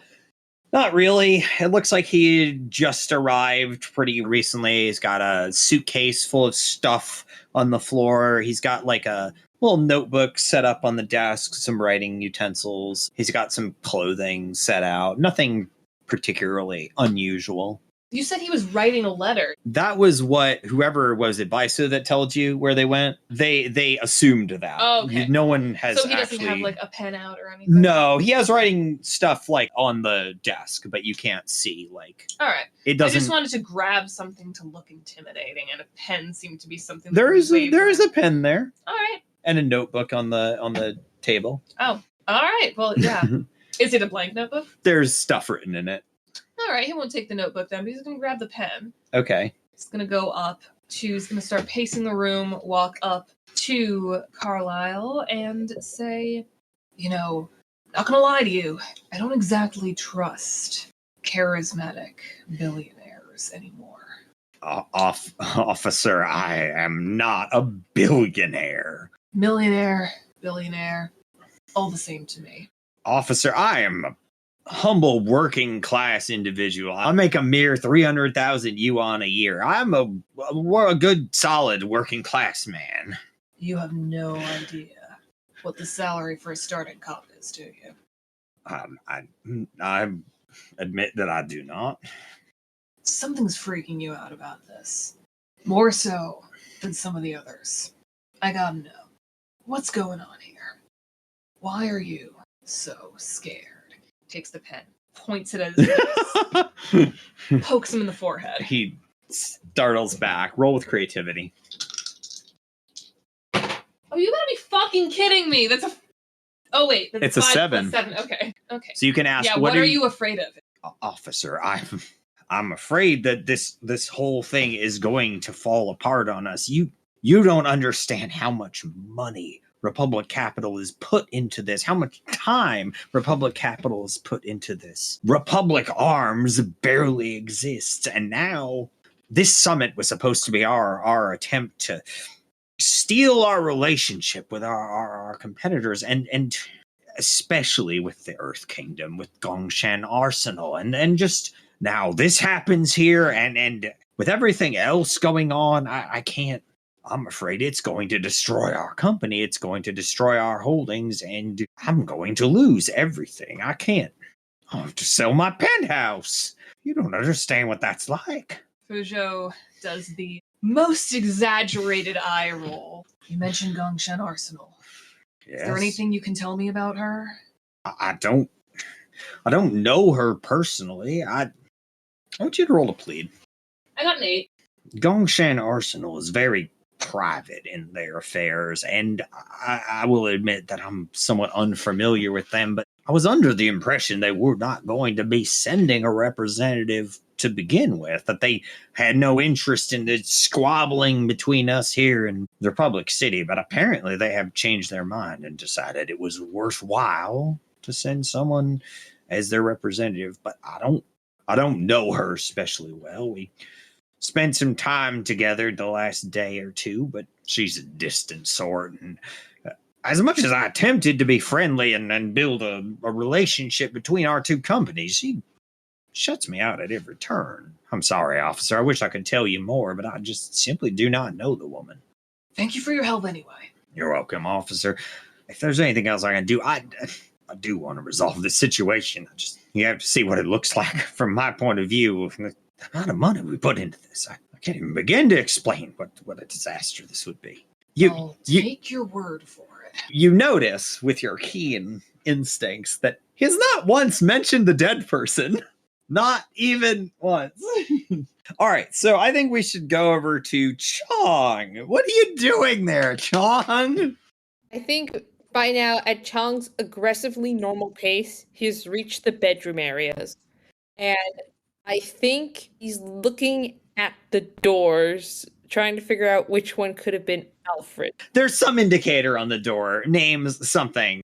Chong is going to let himself in if the door is not already locked. It is unlocked.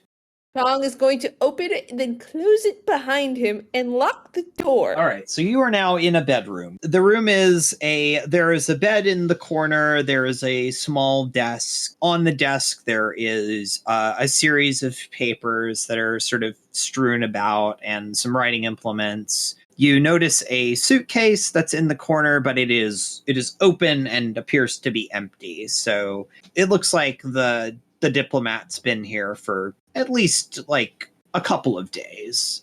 I would like to investigate the papers on the desk. You're looking through the papers and you notice there's a lot of notes about kind of what's happening. There's a lot of kind of these free-form stream of thought, like, what am I doing here kind of stuff. Like, this is very much in character with the person that you briefly got to know. And in the course of looking through this, you see that there's kind of these like brief summary of the people that are kind of the key people here. So you see like there's a page for Yui Tama, there's a page for James Carlisle, there's a page for Takamori, there's a page for Li Heng, and there's a page that's labeled Gongshan Rep with no name on it. So yeah, so you see a few notes on these people. I don't know if you want to look at any in particular. You know, I think what catches Chong's attention is that he didn't put a name down for the rep. I think he finds that odd because this guy was so nervous and seemed, when he was talking to him, so trying so hard to, do well and represent. It strikes him odd that someone so nervous wouldn't be very exact with their details, like, after making the effort to make all these summaries and not find out this person's name. So as you more closely investigate the page on the Gongshan Rep, you see some scribbled notes at the top, kind of summarizing what Gongshan Arsenal is. It mentions that they're the not quite national arsenal of the Earth Kingdom, but closely affiliated with the Earth Kingdom government. And it has some notes about how they're declining to send a representative, which is then crossed out. And you see a name written in, you see Adenia written in the margins with a question mark next to it. And not a lot of other information. There's some other kind of unrelated notes talking about Gongshan and their relationship to the other arms manufacturers. Okay, I think for Chong, this is interesting because I think Chong's just realizing now, aside from the people in the obvious political uniforms from the particular nations, I don't think Chong realizes no one really needs to show paperwork or anything to anyone, showing that they're representative from any of these places. And I think he's coming to terms that this lady just shows up, and I'm sure he's reading in the paperwork, if he can't find out any information and he's reading the little things and, has little talking notes and whatnot with the other people, that this lady to him is not reading as a politician or as a representative. It's reading more as, well, quite frankly, someone like Sabi.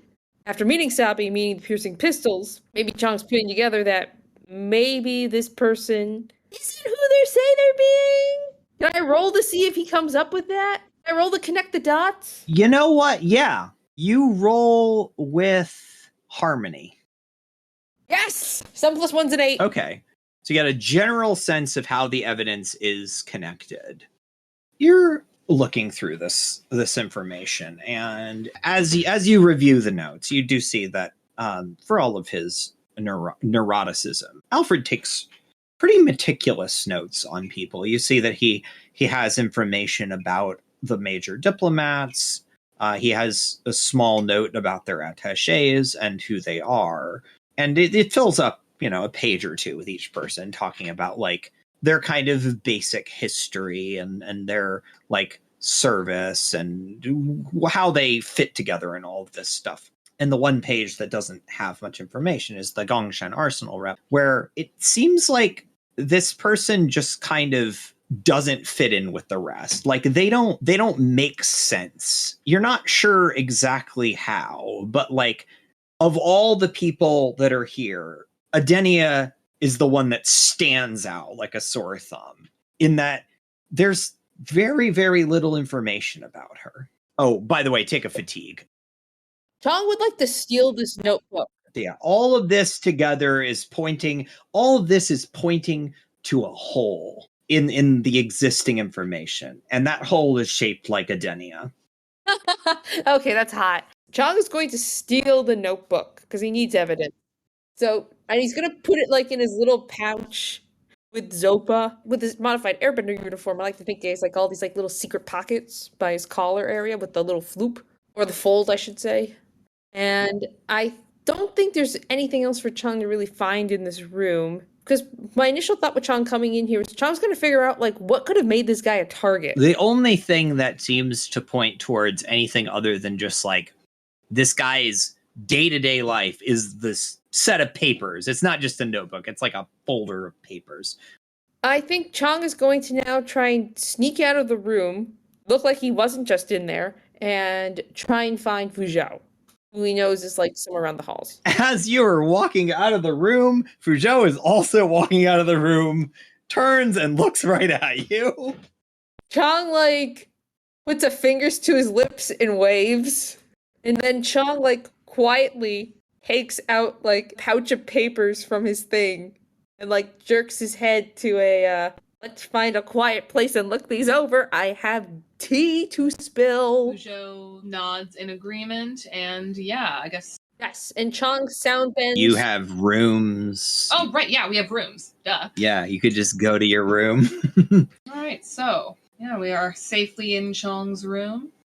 Yes, we're in Chong's room, and Chong, like, scatters his papers on the table to Fuzhou, and gestures them to Fuzhou, being like, so, you're not gonna look how I got these, but I went into Alfred's room, and I went through his papers, and I found his notebook. This dude kept meticulous notes. Like, he wrote everyday life, he wrote little summaries on everyone, and Chong, shows all this to you, Fuzhou, and then he stops at Adidia's page. But this lady, Fuzhou, he has nothing on her. Apparently, from what the president told him and everything, like this, there wasn't supposed to be anyone for this company until like a couple days ago. Woof! She just pops up. She doesn't act like a politician or a representative at all. She's not talking to him or anyone. At something like this, aren't these guys, like, supposed to be, like, sitting up to each other? That's certainly interesting. I just spoke to the Republic Arms representative. He says she's a complete blank slate, too. And the way she operates, it's like, in here, like, the descriptors, it reminds me of, like, people like Sabi, Kind of, dangerous? Underground, perhaps? Yeah! Also, I should point out, her room is right next to James Carlisle. So Chong, like, continues looking for Fuzhou, so it's like, so I think we need to talk to her, or something along those lines, but here's the thing I don't get.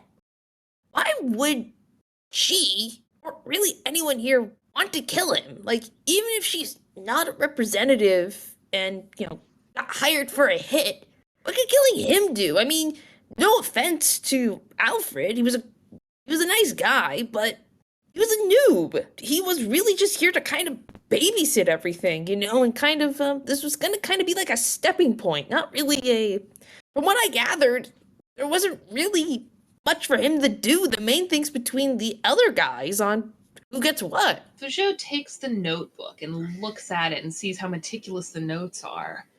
Perhaps he's too meticulous for her taste? Though I don't understand why anybody would commit a murder in such a public area, unless they were trying to make a statement. He takes 2 seconds, stops, looks at Chong, looks at all the evidence Chong brought, and says, maybe you're not as much of an idiot as I thought you were. Chong smiles and says, like, I have that effect on people. What's the name of the move that Baisa told Fuzhou to look out for? I think it was like Phantom Bullet. I need you to answer me one thing. Does the term Phantom Bullet mean anything to you? And Fuzhou is looking to see if this, like, triggers anything in Chong's, like, deep fear reflexes or anything. I'm thinking if Chong would know this. This sounds like a pretty... Chong would not, probably. Right? No. No. This means literally nothing to you. You have never heard of this. I think you see the most confused face on Chong. It looks like he has sucked a lemon. You're like, Chong looks at you like you just suggested he grew 2 heads. Is that like a oak tail? Roll with focus. Is that 11? Yeah, that's literally a 12. Yeah, plus 2, you see the most confused look on Chong's face, but he does not look like he is lying to you. Like, all of your training says that this guy is telling the truth. Okay, you're clear. Chong still looks incredibly confused. He's like, okay, great. Now we just gotta prove it to, Tricky McTrickster, the Earth Kingdom King guy, who, by the way, no papers, hasn't proved anything. I don't know how well we can trust that detective. They just appear out of nowhere, claim that they were hired by the Earth King, and immediately jump to a conclusion based off of a tip they were given about a rogue airbender with a powerful bullet-like move. There was a projectile in that man's chest. There's metal in that man's chest. He was killed by, perhaps not a bullet, but by somebody who is capable of putting metal in someone's chest. My money is on our so-called Earth Kingdom gun representative, because we don't know if she's capable of bending or not, but we don't know anything about her, and she seems like our clearest suspect yet. You're in the clear. Chong gives a thumbs up. He's like, I totally want to talk about this rogue airbender thing later, but yeah, I agree. We should find Hanako and, like, keep her in the loop and come up with a plan. Because if we're right, awesome. If we're wrong, I'm not good with politics. I don't know what we do. First, let me take those papers. I don't think you have the clearance to snoop through a dead man's room. Yes, and he gives you the papers. And if anyone asks, I was with you for, like, the last half hour because that guy didn't want me alone, and I don't want to be in... I don't want to go to the pokey. Like, it sounds bad. You're all clear. Don't worry. I'll cover for you. Thanks, man. Oh, and, Fuzhou, like, before we leave. Mm-hmm. I'm sorry if I've made things a little difficult. in your relationship. I got angry at Shady and I said something I shouldn't. And I overheard you talking about how it's made things a little rough. And I hope you know, man, that wasn't my intention. I'm really sorry. Don't sweat it. Listen, I love him, but Shin has a bit of a jealous streak. I will be sure to let him know that you are more of an idiot than you appear. So as you are walking out into the hallway, you notice that Adenia is coming out of her room down at the end, walking out into the hallway as well. Should we confront her now, or should we snoop in her room? You know what I think? You ask her questions. Keep her distracted for like 10 minutes. I'll snoop the room. Go ahead. Fuzhou goes up to Adenia and says, just the woman I wanted to see. As you're walking up to Adenia, she turns back around and runs through her room and jumps out her window. Hanako, out in the courtyard, you see a woman who you recognize as the Gongshan Arsenal representative jumping out her window and starting to, like, book it away. Am I the only person who sees this? Are they booking it away from the compound? They are leaving the compound. Yeah, who's the most competent person nearby? Are either one of you planning to chase her? Does Fuzhou still have the wire thingies that the cops have? Nope. Fuck. I'm 100% planning to chase her. I'm just gonna get an NPC involved. Hence why I asked that question. That's fair. You've got Yui, who is kind of not really a fighty person. You've got Baisa, and you've got the two, like, ambassador people. The Fire Nation colonel who hates you, and the Earth Kingdom rep who you haven't talked to. Okay, here's what I want so badly. Because I think Hanako looks around, and I think that she sees only one person here who she knows is competent. And it's Colonel Takamori. Oh, okay. I think, so here's what happens. I think Hanako sees the person jumping out of the window and yells, "Colonel, look!" You and the Colonel sees Adenia running and figures out what's going on and, like, runs to meet you. So you're gonna pursue her, I assume. Yeah, we're darting after her together. Okay, so Adenia is booking it, trying to get the hell out of here. I'm gonna have you roll basically on behalf of you and the Colonel.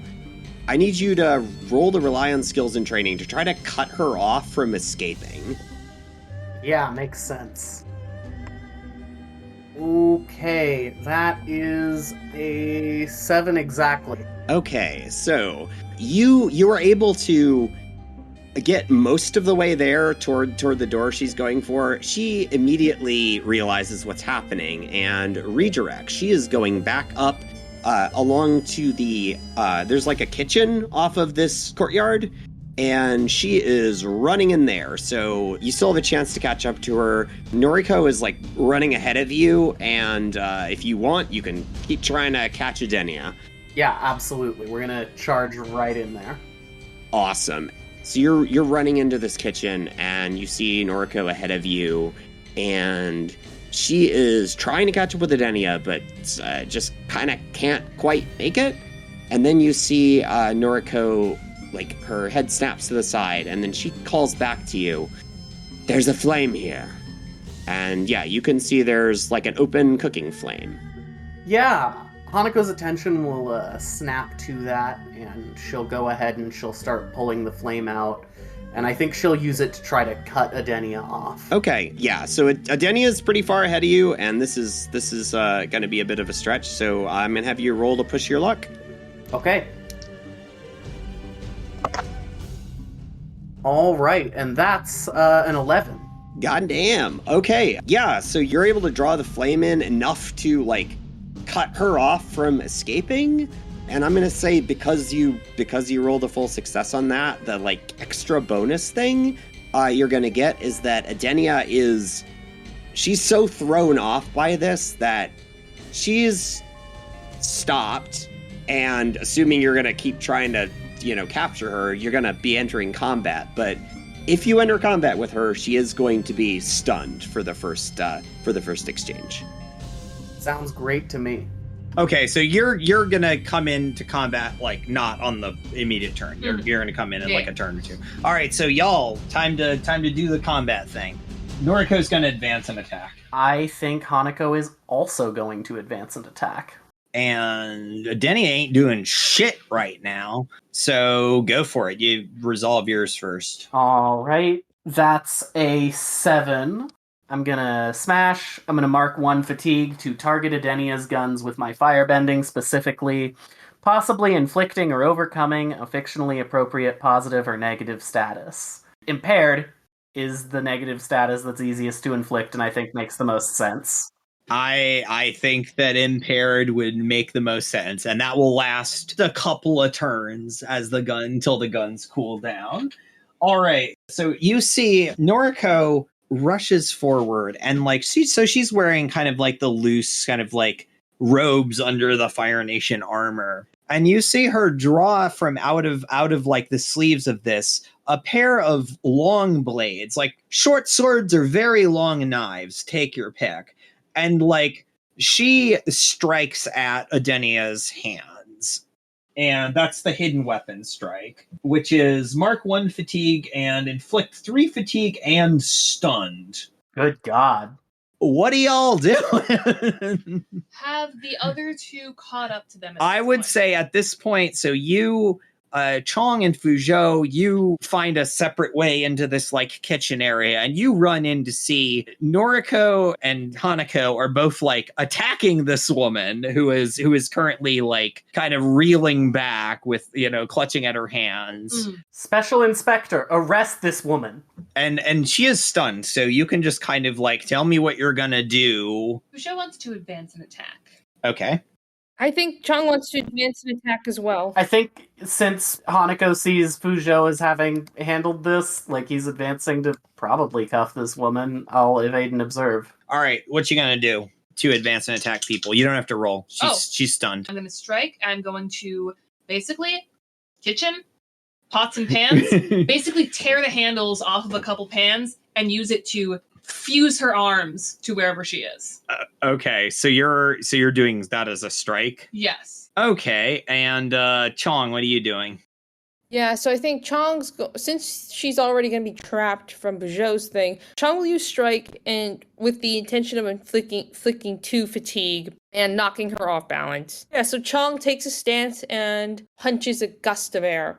And I think acting so quickly, I think he pulls a muscle briefly. Noriko's got 3 fucking attacks. So she's just gonna kind of start slashing at Adenia and hits her for a couple of fatigue, and now she's gonna start taking conditions. So she's angry and now she's afraid. I know exactly how I want to respond to that. Hanako walks up and says, "This doesn't have to continue. Just tell us who you're working for. And I'd like to test balance." I'm going to mark 1 fatigue to challenge an engaged foe's balance. Ask what their principle is. They must answer honestly. I'm not going to tell you who I'm working for. You can do whatever you want to me. I will never give them up. Loyalty, by the way. Excellent. Good to know. Yeah, I recognize this. I recognize this as one of Sabi's principles. I've seen this before. Of course. I know your kind well. This is over.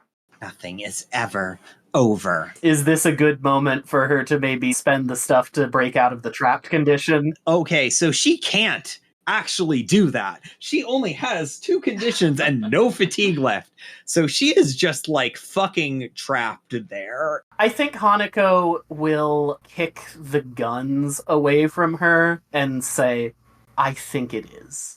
So she's still trapped in the metal thing that Fuzhou put her in. I think Hanako turns to Noriko, and before I get into this, I do want to specify that Noriko would have seen Hanako using not quite normal firebending moves. I don't know how that will affect Noriko's opinion of me, but it's definitely out there, right?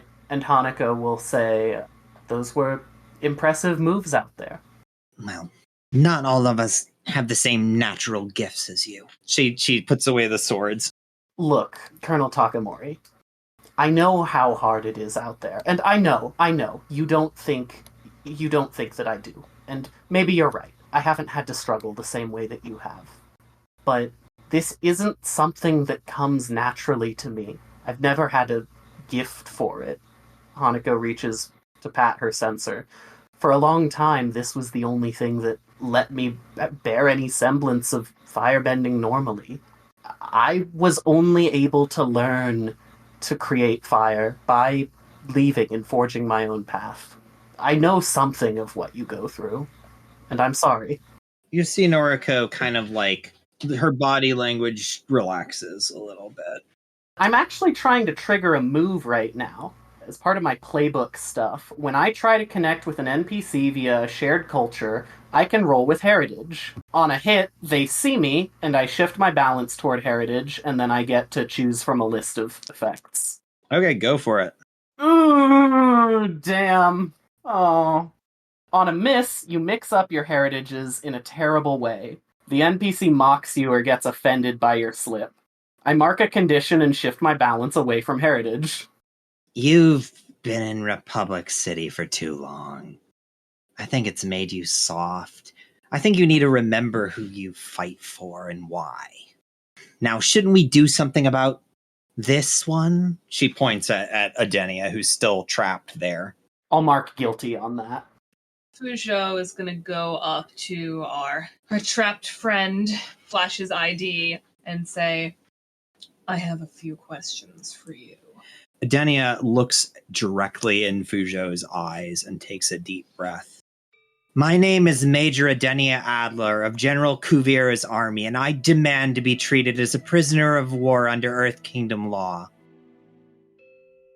Thank you for listening to Moment of Balance. This episode featured Jonaya Riley as our GM, Chrissy Sylvia as Chong, Dami Carmia as Hanako, and Anna Marcus as Officer Fuzhou and our producer. The music for this episode was written by Anna Marcus. This episode was edited by Dami Carmia and Anna Marcus. If you liked what you heard, you could support us on Patreon at patreon.com/badrep. Huge thanks to our patrons: Jonaya Riley, Saturn Nieves, Warren Kelly, Veer, Rowan Parker, Melanie Archer, KK, Marty Balmer, and Paul Kinter. Moment of Balance is produced by Bad Rep Productions and is part of the Bard Rock Network. Check out Bad Rep's other shows at badrep.productions and Bard Rock's other shows at bardrockcafe.com. Bard Rock Network is sponsored by Dragon Master Games at dragonmastergames.com. And remember, laugh at gravity. Nothing weighs down a laugh.